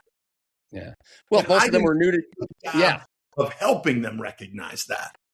How, that's why I gave you the opportunity to explain all this. It was a new team, basically. But how difficult was it for you? I mean, for most of your career as an assistant with Dave Richmond at North Dakota State for a couple of years, and then with TJ at SDSU, and then your 6 years as a head coach. I mean, you'd gone through a dozen years of a lot of winning, and it's like your first losing season, at least at the college level. So how difficult was that for you? But also, how do you feel that that, I don't know, helps you grow, helps you learn, all those things? Well, I think when you ask that, John, I think that's why you have to build your program on character. And when you make decisions based on your core values, you have to live with the results. Everybody's trying to win. Everybody wants to win. And so when you're a process-driven coach, because we talk about daily habits, we talk about improving those daily habits. We talked about, having to make tough decisions. Well, they just can't come sporadically. They have to be based on they have to be based on something. And so when you have a core value system, which we do as a program, that help make you make those tough decisions, you have to live with the results. And but the most important thing is, if they're not the results that you like, which they weren't, we would love to win more games. You have to be willing to look yourself in the mirror and say, okay, now, Hendo, okay, Drake coaching staff, what do we need to do better going forward? And I think that's why I talked about the recruiting process, how we looked at the transfer portal, how we're looking at this summer are different than what we did last year. And just because, okay, we did this at South Dakota State, it was very successful. You don't want to necessarily lose who you are, but you have to understand the situation that you're in too. And they are a little bit different every place you go. And so how can we evolve and how can we make it right here? TJ is a great example of that. You followed TJ close too. Like when TJ was a coach at South Dakota State, like defensively, we were optional. It was optional. First year for sure. Yeah, exactly. Yeah. We got better as it went along, but now, like you watch his teams, like, come on now. They're like one of the best defensive teams in the country year in and year out. And that's just the situation. Now, you have Mike Dom, you have Skyler, you have certain guys that, David and all those guys that are so much more offensive oriented, which we had. It makes sense. But that's the situation that we were in at that time. He didn't have that same situation. And so having that ability to adapt without losing your identity, losing your core values, and losing who you are. No, you just have to adapt and adjust. And so I think that's kind of how I look at that and how I looked at this year. It also doesn't hurt probably that, like, I'm a glass half full, hopefully, of Coors Light, know, on a daily basis. And so just looking at the bright side, man, I know it's not easy to lose, but guess what? We're going to learn from these experiences and we're going to move on. And so I didn't lose my positivity. I can promise you that. I am who I am, and that's not going to change. It sounds like you're kind of making a testament to, at least with you, correct me if I'm wrong, it's more about or as much about the players as it is the plays and the X's and O's. Not to undervalue X's and O's, strategy, game planning, all that, but the who's doing it is always important, right? Talent and makeup and otherwise, but in trying to atone and improve, it sounds like it's starting with not the X's and O's, but who's doing it. Oh, I couldn't agree more, John. I think as much as being a coach is, you have to, have a philosophy and a style of play and things like that. To me, the most important part is being able to bring a group together in making sure they work well together, making sure they appreciate each other, and making sure that they complement each other. Right. Yeah. And so I couldn't agree more that that's where it starts. And personally, I did not do a good job of getting our team to make that happen, to make sure that we complemented each other, to make sure that we made each other, those around us better, and so at the end of the day, it does fall on me. And and that's why I take a look at the process. Okay. Starting with the recruiting process. What are we looking for? What's our summer going to look like?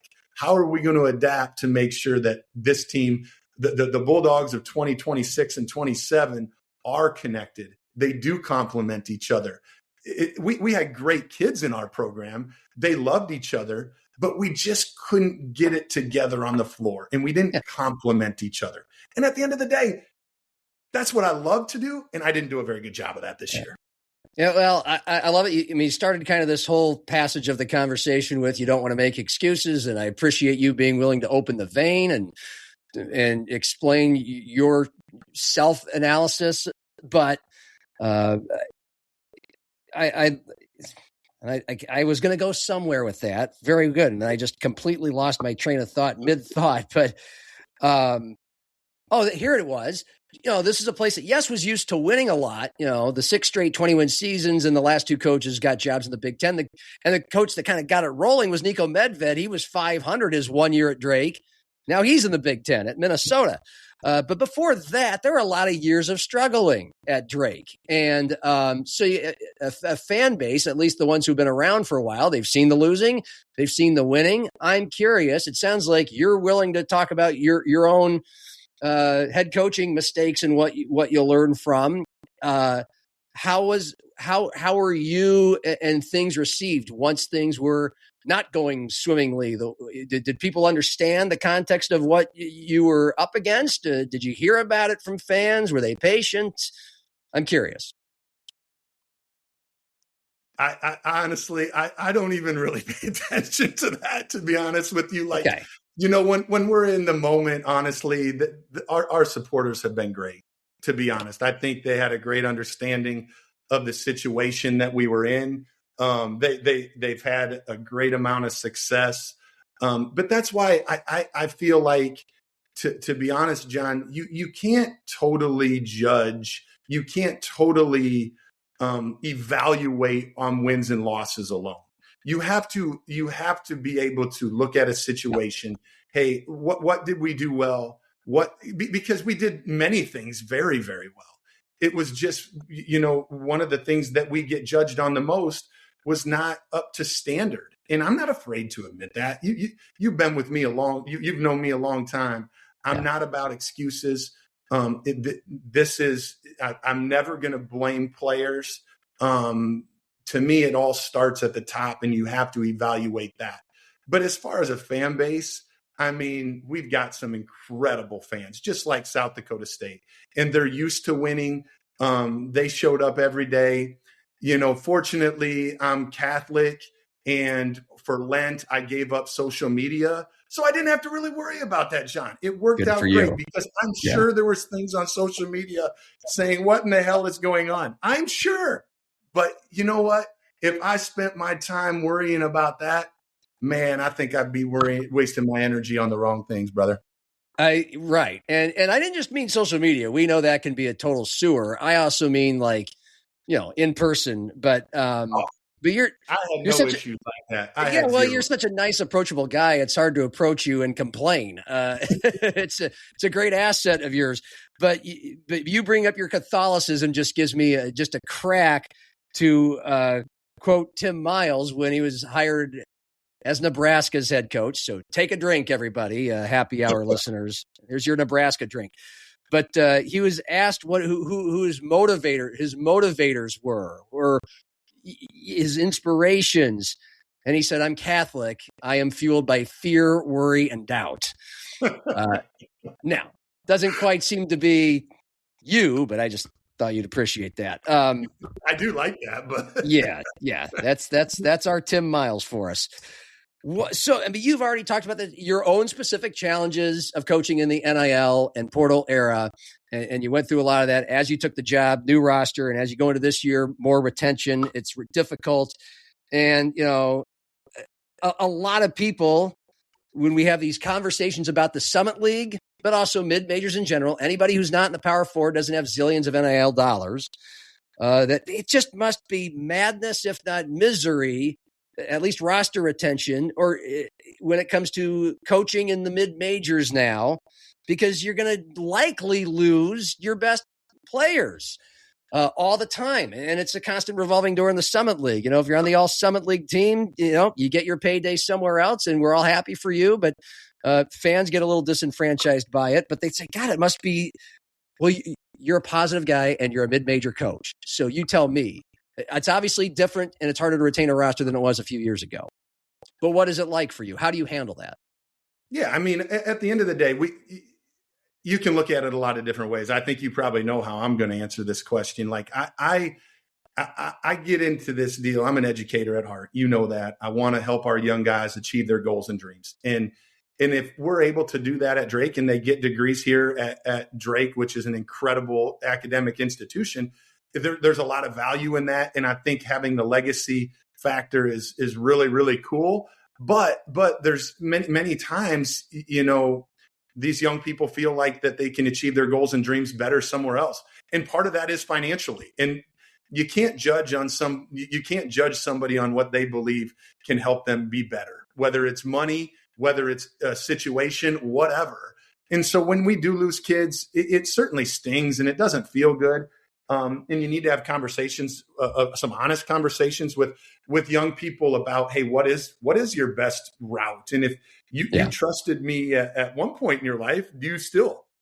And so you have difficult conversations, and you don't want to be selfish during the situation, because there are some times when a young man can make life-changing money, and you have to be happy for him at the end of the day. And sometimes it's great. And I wish, and I loved how it was where you could develop relationships with Matt Mims for 6 years, Charlie Easley for 4 years, Mike Dom for 6 years, all these guys, right? I mean, it's incredible, but it just really isn't the case right now.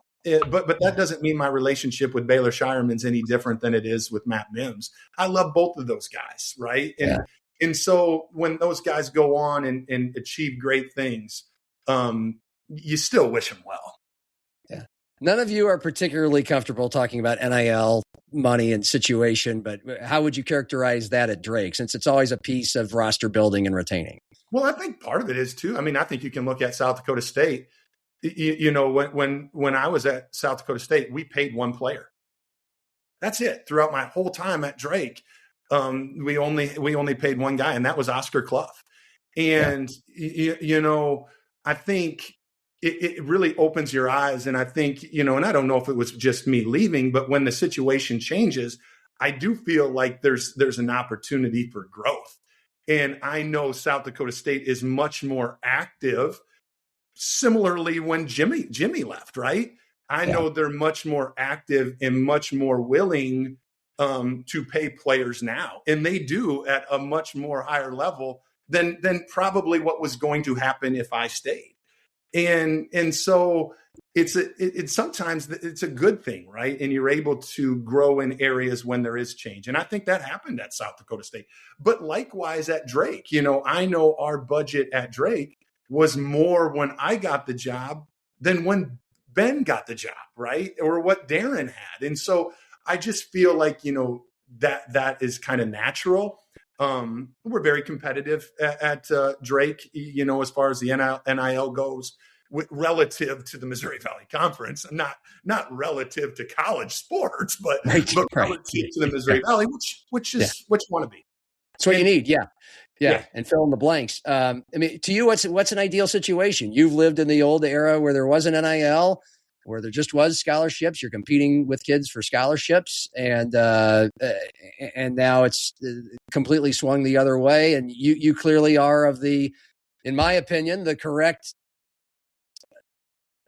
way to tackle it of adapt or die. But what would be ideal? Are you one of these coaches that think it's gone off the rails and it needs to be harnessed in, or you also seem to appreciate that some of these kids do get those kinds of opportunities? Yeah, and I do. I'm certainly on the side of our student athletes being compensated for what they do. There's no doubt about that. I want them to be. Now, it is certainly out of control. I mean, the numbers that are out there are absurd. And I think in a short amount of time, obviously the federal government's going to get involved at some point, and whether it goes to the collective bargaining deal, which it probably gets curtailed at some point. It's probably my guess, but I certainly don't know. But I also think the thing that I would love to get maybe a little bit our hands wrapped around a little bit more would be the continuous transferring. When kids go to 4 different schools and there's really no consequences for it.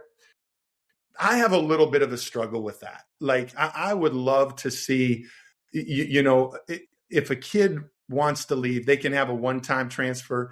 And then if you want to do it again, and now here's what I don't know if it's feasible or not, but having a one-time transfer, hey, I made a mistake. I'm gonna move on. Perfect. I totally understand that.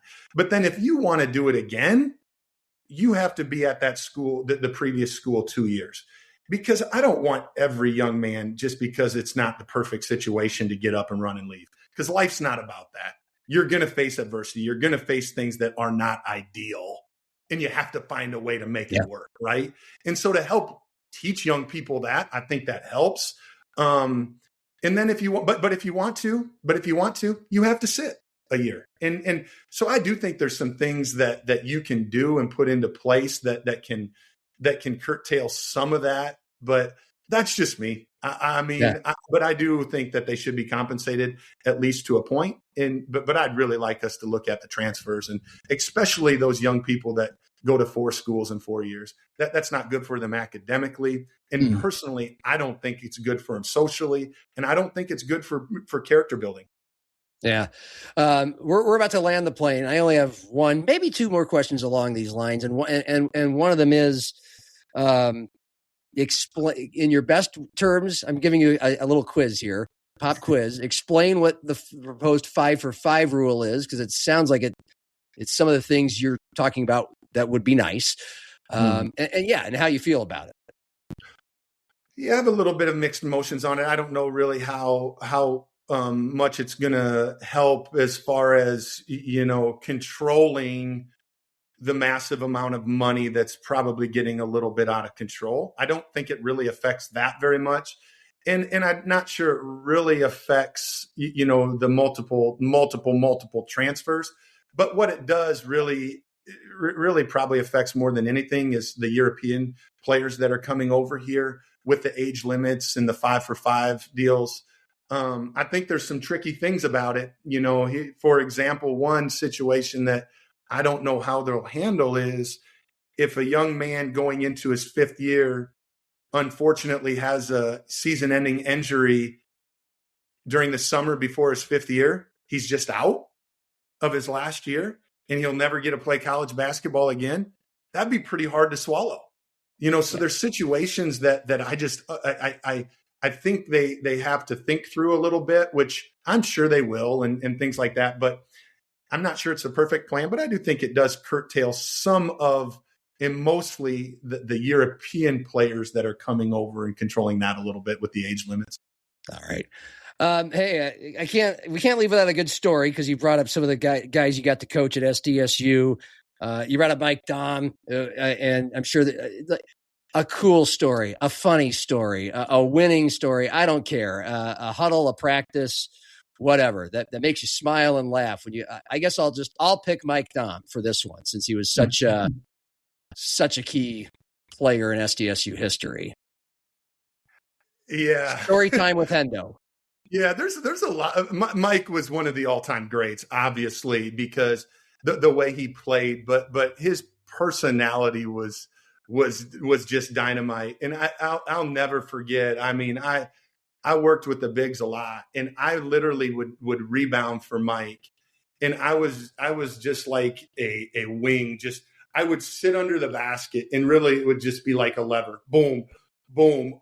Boom. It was just net ball after net ball after net ball. And I'll never forget those moments, dude. It was incredible display. There's times, he'd make 98 out of 100 straight threes. And the amount of work that he put in was incredible. But his goofy personality is something that, probably goes unnoticed. It was able to bring other guys around him. He took the spotlight off of them. Obviously he was our best player, but he didn't make it about himself. And, we certainly miss that in today's game nowadays, that's for sure. But Mike was an incredible human. But that's something that comes to my mind first is just, I was like a lever. Boom, boom, boom. Yeah.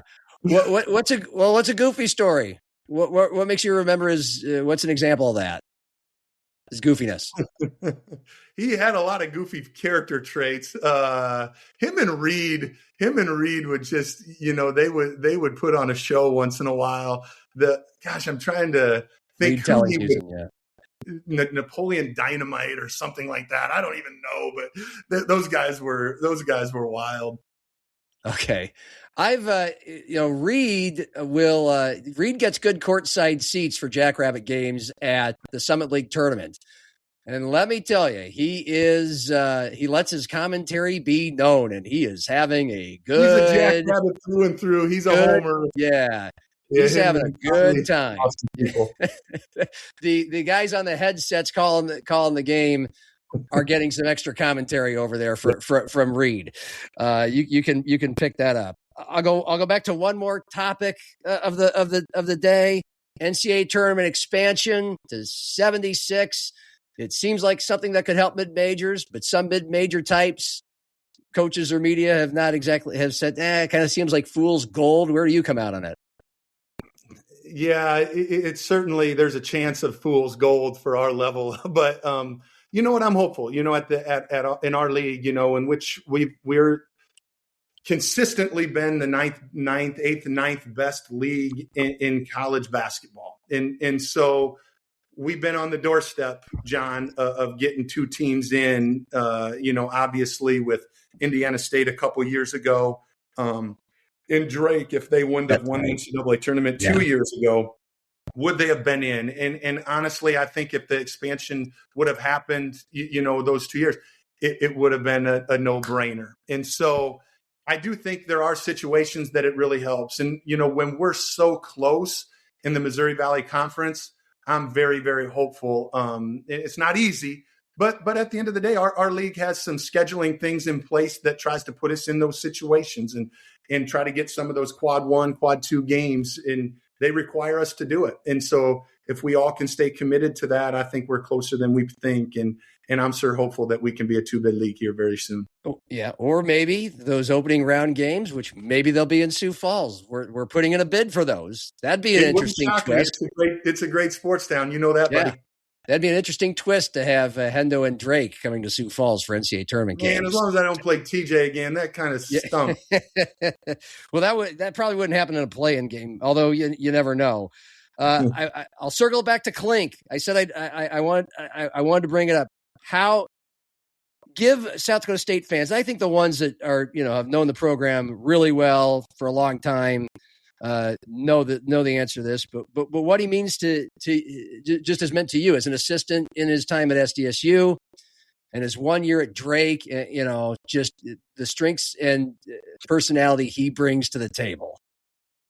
Yeah, obviously I love Clink, and Clink's one of the best humans there is. And he's obviously got a great basketball mind. His in-game situations and understanding is terrific. But more importantly, people really, really like to be around him. He keeps, you know, the fun in things. He can get the best out of people. He's a connector. He can bring people together from multiple different avenues and make sure that they feel welcomed and make sure they feel part of the family.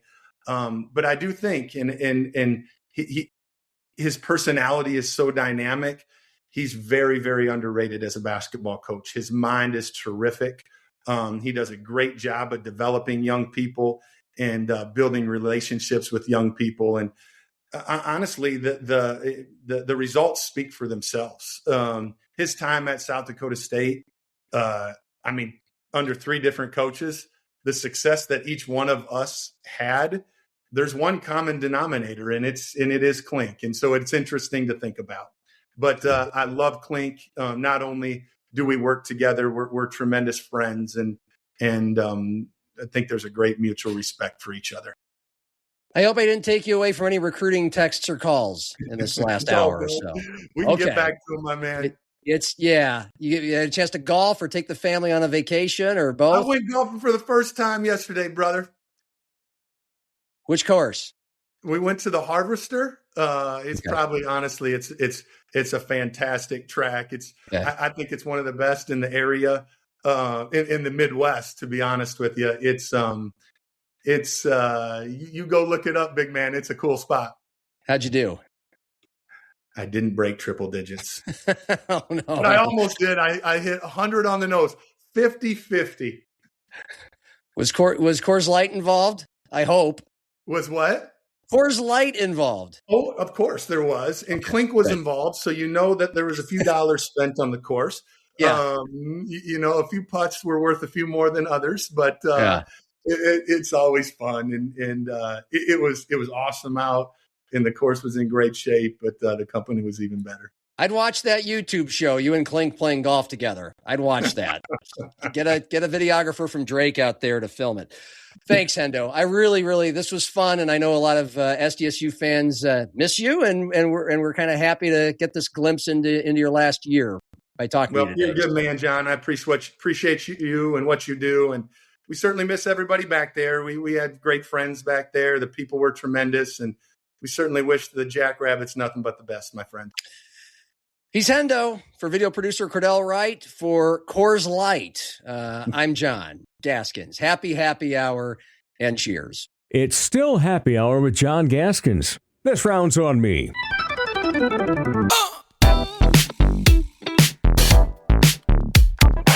Well, last week we talked about how it was coming back, and now it's back. Sioux Falls Canaries baseball at the Birdcage. Couple games in the books on Tuesday afternoon after Monday's rainout for the home opener, and games all week through Sunday. The first 7 of 50 scheduled games. And again, the last time the Canaries were on the field playing a game that counts in the standings before Tuesday, they were chasing after a title and oh so close, and this place was just full and electric, and it was a city celebration. It felt like a culmination of 5 years of this organization just building under this new ownership to go from, let's face it, kind of a laughing stock of the league in a lot of facets, wins, losses, facility, attendance too. I mean, it's kind of a shining beacon. I'm a little biased. I work for the team, and I've been through all of it. And this man has been a part of the squad since 2022. The summer of 2022. He's Brian Jamros, the president and the head of all the day-to-day operations. And here we are. It's exciting. I know it's crazy. I know everybody in the operations has been putting in a lot of long hours. We talked to Mike Meyer about the baseball and how a lot of the team is back, a lot of fresh faces trying to run it back this year. And a lot of baseball left, but it's off to a great start at 4-1.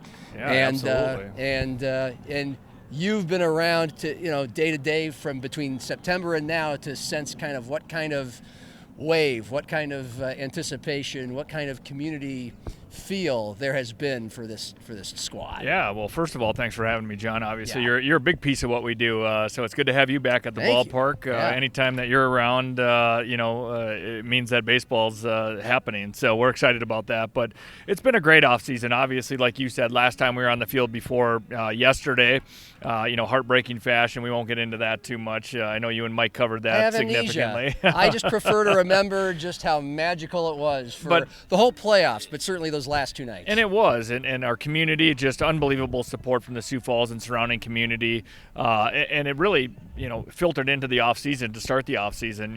Season tickets are up in terms of numbers and number of purchases, so we're excited about that, and just an overall excitement. And I think that when you look at things right now, the Sioux Falls sports scene, besides the colleges and the high schools and everything that always comes with that, that community spirit. I mean, look at the Stampede. I know you mentioned it this morning, on an interview, but we're as big as fans as anybody. We love this, and we hope that we get the cup and I'll get it done quick on Friday night. Yeah.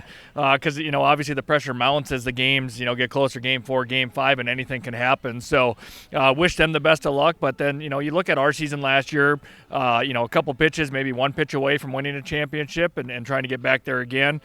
Stampede obviously get to the playoffs, kind of that same formula. There they are. Get there, get that experience, and now you're 1 win away. So, again, I want to make sure that shout out, wish them all the best of luck. Head coach Ryan and that whole squad there just do a great job, and we're excited for them. And then we turn around and the fans here don't get a break, and I think that's new, right? If you're a true Sioux Falls fan, Stampede, just Canaries, you haven't had a break because each season has filtered into the next now for 3 consecutive seasons, and we're really excited about that. So. Sure. I mean, I don't know if you recall, but the whole Stampede team was sitting just off right to the here, right of us here in the upper bowl, and I think it was Game 5, and whatever, it was tied, it was tight, and you brought them down to the dugout. I brought them down to the dugout, and they were more than happy to help. I mean, first of all, they were making plenty of noise and being awesome in the first place, but then, we got them to the dugout and trying to get the rally going, and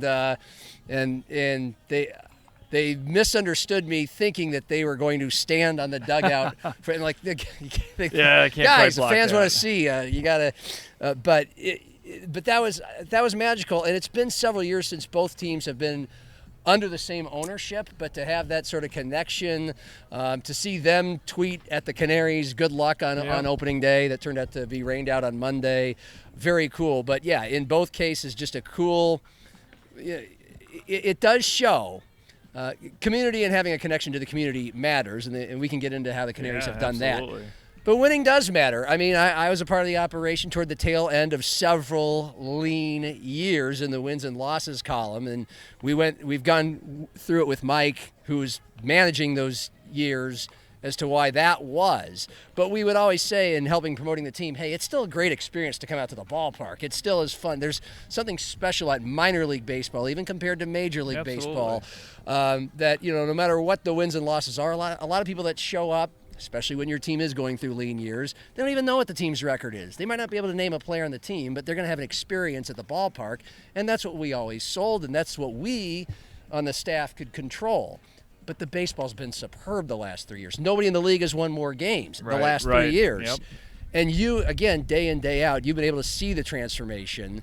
How much does it matter in attendance and interest? Because now we can kind of have a correlation. We've figured out how much winning helps interest and attendance. It certainly helps, and I think that the biggest thing though that it does is there's a buzz when the people are here. Yeah. So you are right. We still go after that fan first experience. We want everyone that when they come to the ballpark to have just a phenomenal experience, and we're going to fall short. There's just going to be some things that fall short of expectations for one reason or another. But the goal is we'll go Walt Disney on people. Strive for perfection and settle for excellence, and that's really what we're trying to do. But I don't think people quite understand the turnover that you have in your staff, not necessarily the front office, but your food and beverage world. We're seasonal upon seasonal. So you might have 6 games on and then you have 6 days off. And a lot of the people that want to work in the summer don't necessarily want that. They want to get as much money in their pocket, right? Yeah. And so we really try and do our best. And for example, school day yesterday as our home opener. It's a challenge, number one, with 2,000 kids anytime they're on a field trip. You add on, that people want to come out, and it's hard to staff during the day at 11 o'clock in the morning, to get a full crew. So we have an unbelievable team, but winning certainly creates a buzz. Playing good baseball, even in one-run games. If you look at our first 3 games of this year, we had a +3 run differential, and we were 3-0. That shows grit, determination, and what that shows is good baseball. Executing at the right time, whether it be a sac fly or a sac bunt, a huge pitch here or there, the right play in the infield or the outfield, again, maybe taking away an extra base that might have been there by the right throw or a cutoff. So I'm really excited about this team. Mike and Dual do a great job all offseason of putting together a great squad out there.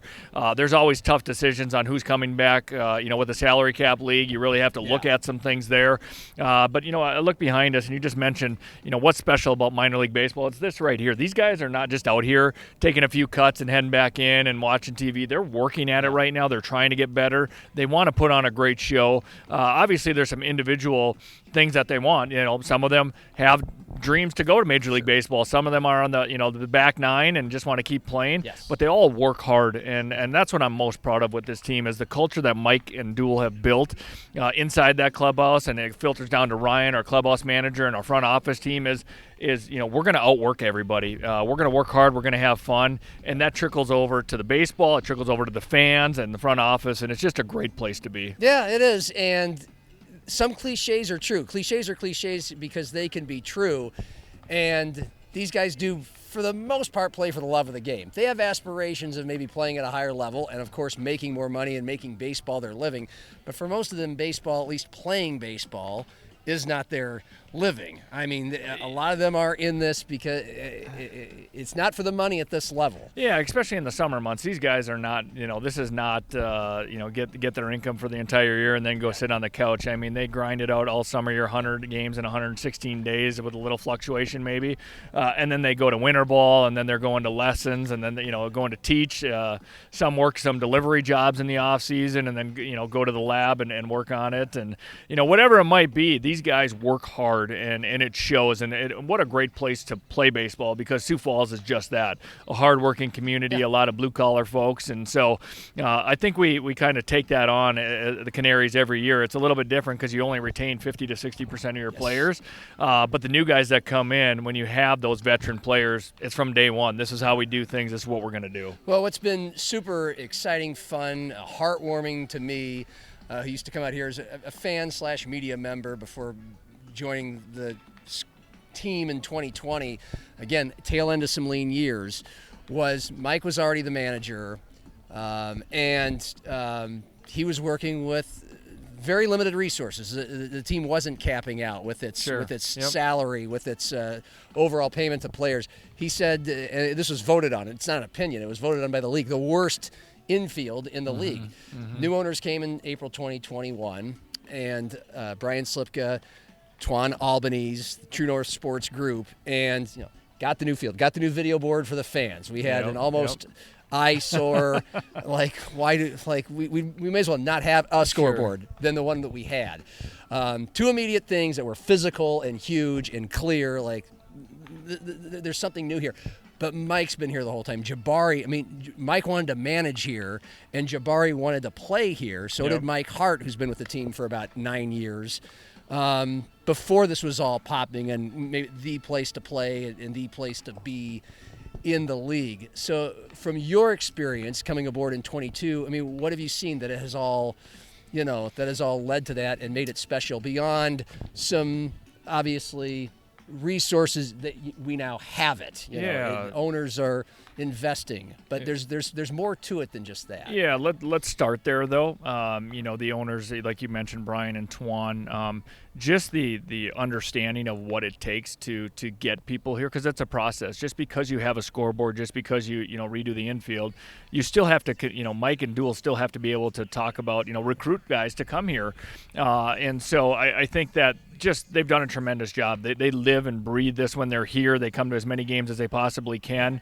They're both here for the playoff run last year, and so they're not just owners that are from afar and say, hey, good luck, here's this. They're here. They're vested in it. They want this team to be successful. They want this to be a pride point for the city of Sioux Falls.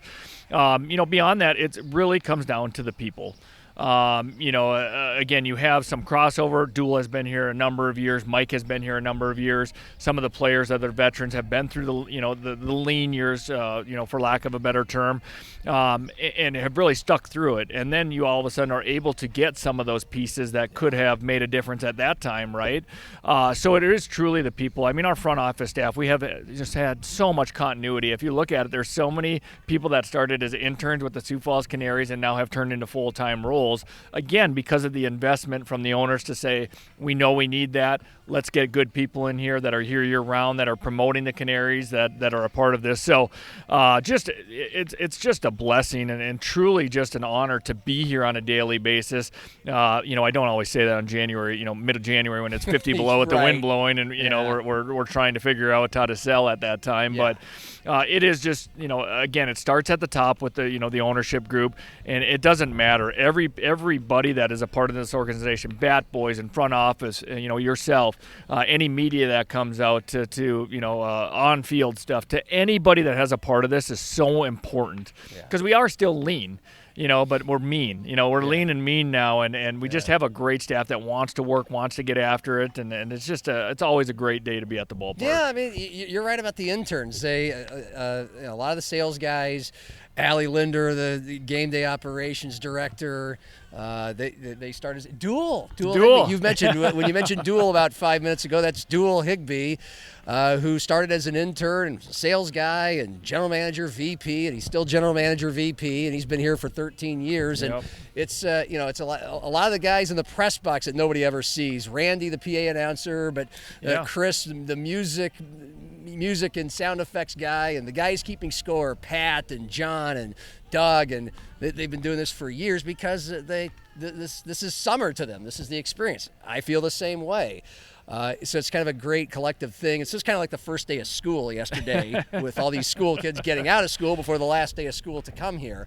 But what is new? I think most people have noticed if they've gone to games in recent years, this isn't your same old. I think the Birdcage has managed to maintain the charm that it had, but a lot of the corrections to may have been what is unpleasant about coming out here. Video board for starters. Team wasn't winning a lot of games for another, but every seat in the house is pretty much new chairbacks. What are some other enhancements, particularly over the winter and into this year, that people can expect. Yeah, if you weren't out to a ball game last year, obviously we went with the baseball green chairbacks. Again, 20 plus years on the upper executive blue seats, which a lot of people fell in love with. Just the color, basically. But when the duct tape and all that, it just kind of takes away from that fan experience. So the city of Sioux Falls has done a tremendous job since I've been here to really stepping up and being a great partner. Obviously we're city owned, and it takes a partner like that to do some of these things. We haven't had a chance for a regular season game yet, but we have new lights, and so when you make a great play, hit a home run, we're able to have those LED effects with some light show. So we're really excited about that. If you've been to some Sioux Falls Stampede games lately, I was at the one on Saturday night when they score a goal and you got all those lights everywhere up and down the aisles flickering on. We can expect that eventually. Yeah, hopefully we'll get that a lot this year. It'll be used mostly for home runs and great moments and Canaries wins. So, and then really the investment has been into people and trying to get what we need in place. So the city, some of the things you talk about, like the press box, we have such an unbelievable press box. The city has done a lot of things that people might not care about. Restroom upgrades. Paint in the restrooms. Getting the shower in the facilities for the visiting clubhouse, getting a new roof and things like that. The things people don't see. But when I have discussions with them about a new ballpark someday, and some people would say, this park is fine, I'd be like, oh, you don't know what's going on and the things you can't see. But those things have now been addressed. The city owns the park, and as you've mentioned, they've stepped up to help make this a good experience. Absolutely. It is it's a true partnership. Yeah. And again, when Brian and Twan took over, it was, hey, if you guys invest in this team, the city says we'll invest in this team, but until you do that, we're not going to throw a bunch of money at the stadium. And so it is truly a partnership. Brian was just in town for the opener yesterday, and he was talking a little bit about that with some people, and again, we couldn't be more excited. Obviously, with anytime you're involved with the city, there's a lot of change in leadership, and we've been fortunate with Mayor Ten Haken to really be in our corner, and a big election coming up, and so we hope that continues here for the next 8 years, just like we've done with Mayor Paul. Yeah, he by the way, earmarked, and this is obviously things that leaders on their way out do, and whether it's a president or a governor or a mayor. And so tell me what you know about this and what can go from it. He kind of left aside, and our own Patrick Lally of SiouxFallsLive.com did write a story about this a few months ago when it happened. $11 million for future renovations or enhancements, I can't remember the exact word, to the birdcage. Do you know where that might head, or if that's just something that the next leadership is going to have to decide to go through? It will definitely be next leadership. When they go through their budget process, they do it every year. Imagine, when you're at home and going through a little budget process and you're trying to run a city like Sioux Falls. And so there's definitely conversations. A lot of conversation needs to be had with city council, though, so they better understand and where that money's going, because they're the ones that field the questions more than anybody, besides the mayor. And, and so our biggest thing when a new mayor comes in is, develop that relationship, that this partnership continues, and we're excited to get there. And right now, all the candidates are, extremely busy, right? It's down to crunch time for them. It's their playoff time, and then after that, hopefully those conversations will start to trickle in, and ultimately we know this is our home. Yeah. What I've told everybody is, until someone tells us differently, this is our home, and that's what it is. And we, I equate it to, again, owning a home. When you own a home after 20 years, it just becomes old. Oh, that thing's broken, we should probably move, or that. We're now into 60-plus years, so this is a nostalgic ballpark. Yes, are there going to be things that are nicer in a new stadium? Absolutely, that's just life. But I love this ballpark. I think the guys, the nostalgia of it, when the wind's blowing out, the hitters love it, the pitchers hate it, but, vice versa today with the wind blowing in. But there is just a lot of character to this stadium, a lot like the major league teams. When they, the teams that have been around for 100 years, they do renovations, but they keep the integrity of the ballpark, and that's what we've done here. And so, on that point, people know if we're going to stay here, it can't be Band-Aid fixes every year. It's eventually there's going to have to be a larger investment, and so excited to have those conversations, and people know about it at the council, at the mayor level and everything, and it's just going to take time when there's change like this. The really long game, because you answered the next question, which was how often you get asked about a new stadium someday. We all know the Brian Slipka and Twan publicly, if not aggressively, sought hey, let's put the new bird cage in the Riverline district. between 10th and Cliff and the river, the Big Sioux River, kind of on the east bank part of the extended downtown. And anyway, the city decided we want a new convention center there. That's 8 acres of land, kind of would have jammed the ballpark there, but it would have been a really good spot, more visible spot. But now there's 130 acres of land that are going to, once Morrell's is gone, the Morrell's packing plant, Smithfield, I should say Smithfield, a proud supporter and sponsor of the Sioux Falls Canaries, Smithfield. That's huge city news, transformational news, but it's going to be a few years before their new plant is, the current plant is going to be gone and the new plant is going to be built, and that land will truly be available. But I mean, what could you say on behalf of the owners right now about if that would be a good place for this team, or if that just seems too far away? Yeah, I think it's we're going to always have the consistent message. Same thing at the Riverline. We just want to be a part of the conversation on the front end, to be able to, publicly state what we would bring to the table. I think that when Riverline was originally rolled out, it was, do you want a baseball stadium downtown? And nobody in their right mind is going to say, okay, 50 baseball games for this amount, But we do a lot more than that. Yeah. We have a lot of community events in here. We have a lot going on. As you know, this year, the NSIC baseball tournament. We have Lolly Cooler now here in July. We have Banana Ball coming, in August. And then obviously our 50 baseball regular games of the Canaries and anything beyond that. Town tacos ball and games. Tequila again? No tacos and tequila this year. Okay. And that's just, it comes down to routing and where people are and everything like that, plus our availability. So, we want to be in the conversation. That's all we ask for. And just like we said after they made a decision on the Riverline, if that's what the city leaders feel is best and that's what the community wants, we're all in favor of it. And then we need to turn our attention to where we're currently at. Smithfield, moving up there is going to open up a huge space there. We haven't had any direct dialogue yet. Just, I think right now it's in a that holding pattern, like the wow, what just happened phase to, obviously with new leadership coming in, those conversations. Again, if the people want to talk with us about, the possibility of moving downtown, we're always up for a conversation, not because we don't like where we're at, but it's just, it would be naive of us to not, or even, probably detrimental for us not to have those conversations. At the end of the day, this is our home, but if anybody wants to talk to us about, hey, would you like to talk about moving downtown?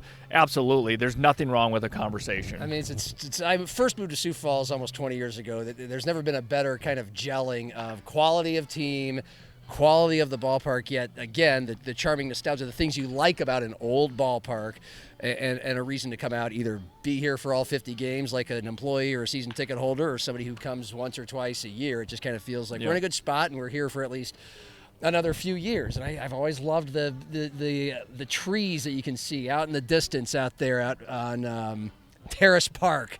It's a good view wherever you are here in the stadium, and baseball season is here.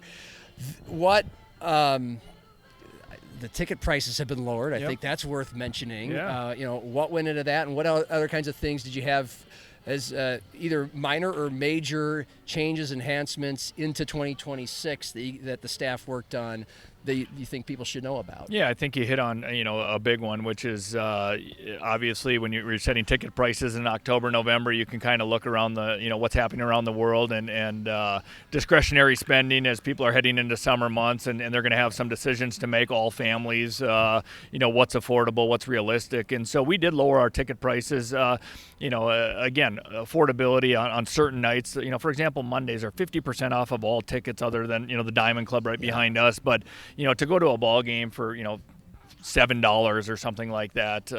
Again, we want to be the place that people go, it's affordable. It's a great place to go. Whether, again, I heard you talk about it this morning.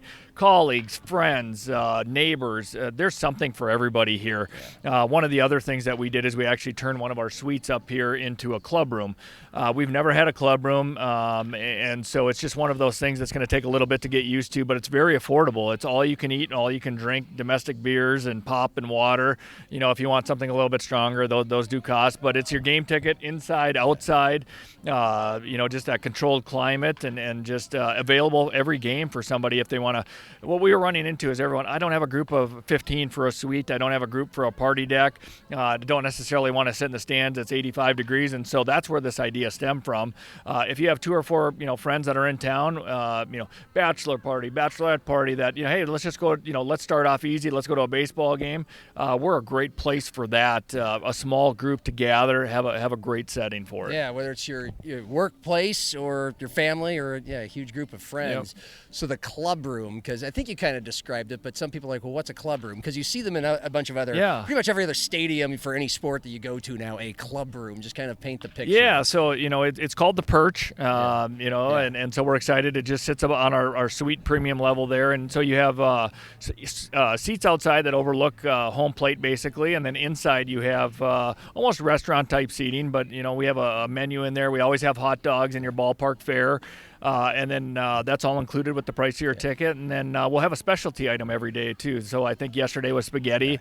Again, tonight might be sliders or something like that. But it's really just an environment you're supposed to go into, have a social aspect to it, but always have a place to watch the ball game as well. We got our new food and beverage director, Kate, right over there, smiling new face at the park. Oh, look at that, right on camera. There she is. Speaking of the food and beverage, concessions, what can you tell people about?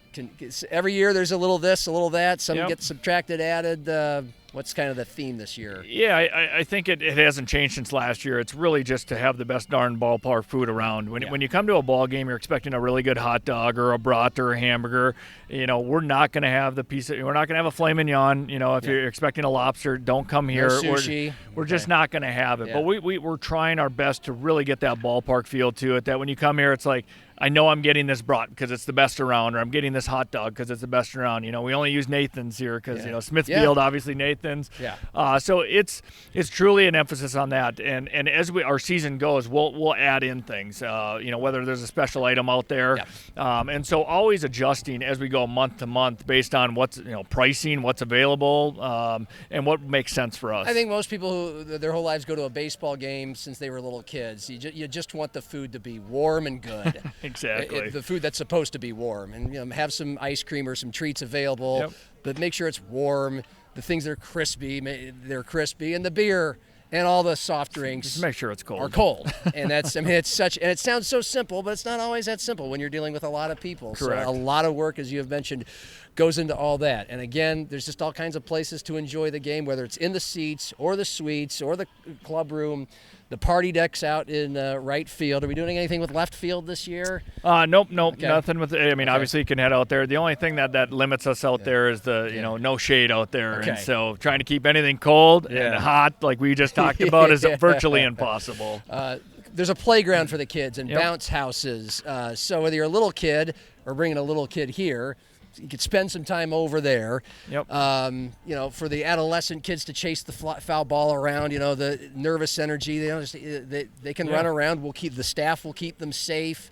And then people who love baseball are going to get plenty of baseball. Correct. People who are more casual are going to get plenty of entertainment, we hope, to make the night worthwhile. But you're probably going to become fans of some of these guys because they're great about autographs. These videos that play between innings, you see it at major league sporting events, but we have it here where they're showing off their personality. And so again, it's just kind of a something for everyone type of thing. I think that's the takeaway from this. We have something for everyone. If you come to this ballpark and you come to a ball game and you don't enjoy it, it's probably on you. Sounds good. Did we leave anything out? No, I love coming on here, though. I love talking. I love doing this with you. I think we covered it all. Absolutely. And if we didn't, there's plenty more information at sfcanaries.com. And if this sounded like kind of a promotional video, sorry, I work here. It is. I'm a little biased, but you've provided plenty of good information. I think a lot of the community is talking about and wondering about. And again, they're very accessible. sfcanaries.com. Call the box office. Thank you, Brian. Yeah, thank you, John. Brian Jamros, President, Sioux Falls Canaries. For video producer Cordell Wright, I'm John. A reminder, the Birds are here through Sunday on this opening homestand, and they're back Memorial Day weekend, Friday, Saturday. That's this weekend. That's this weekend, and then we are back Friday, back Saturday, the next Sunday, weekend, yeah. Friday, Saturday, and Sunday. And there's a lot of fun themes and promotions.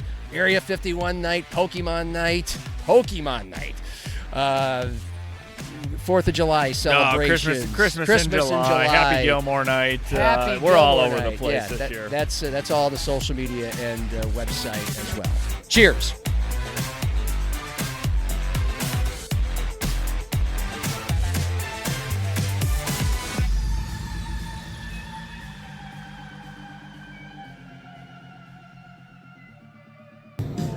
You need anything else, John? No, I think I'm good, Greg. I think I'm going to tap out. All right. Have a good night.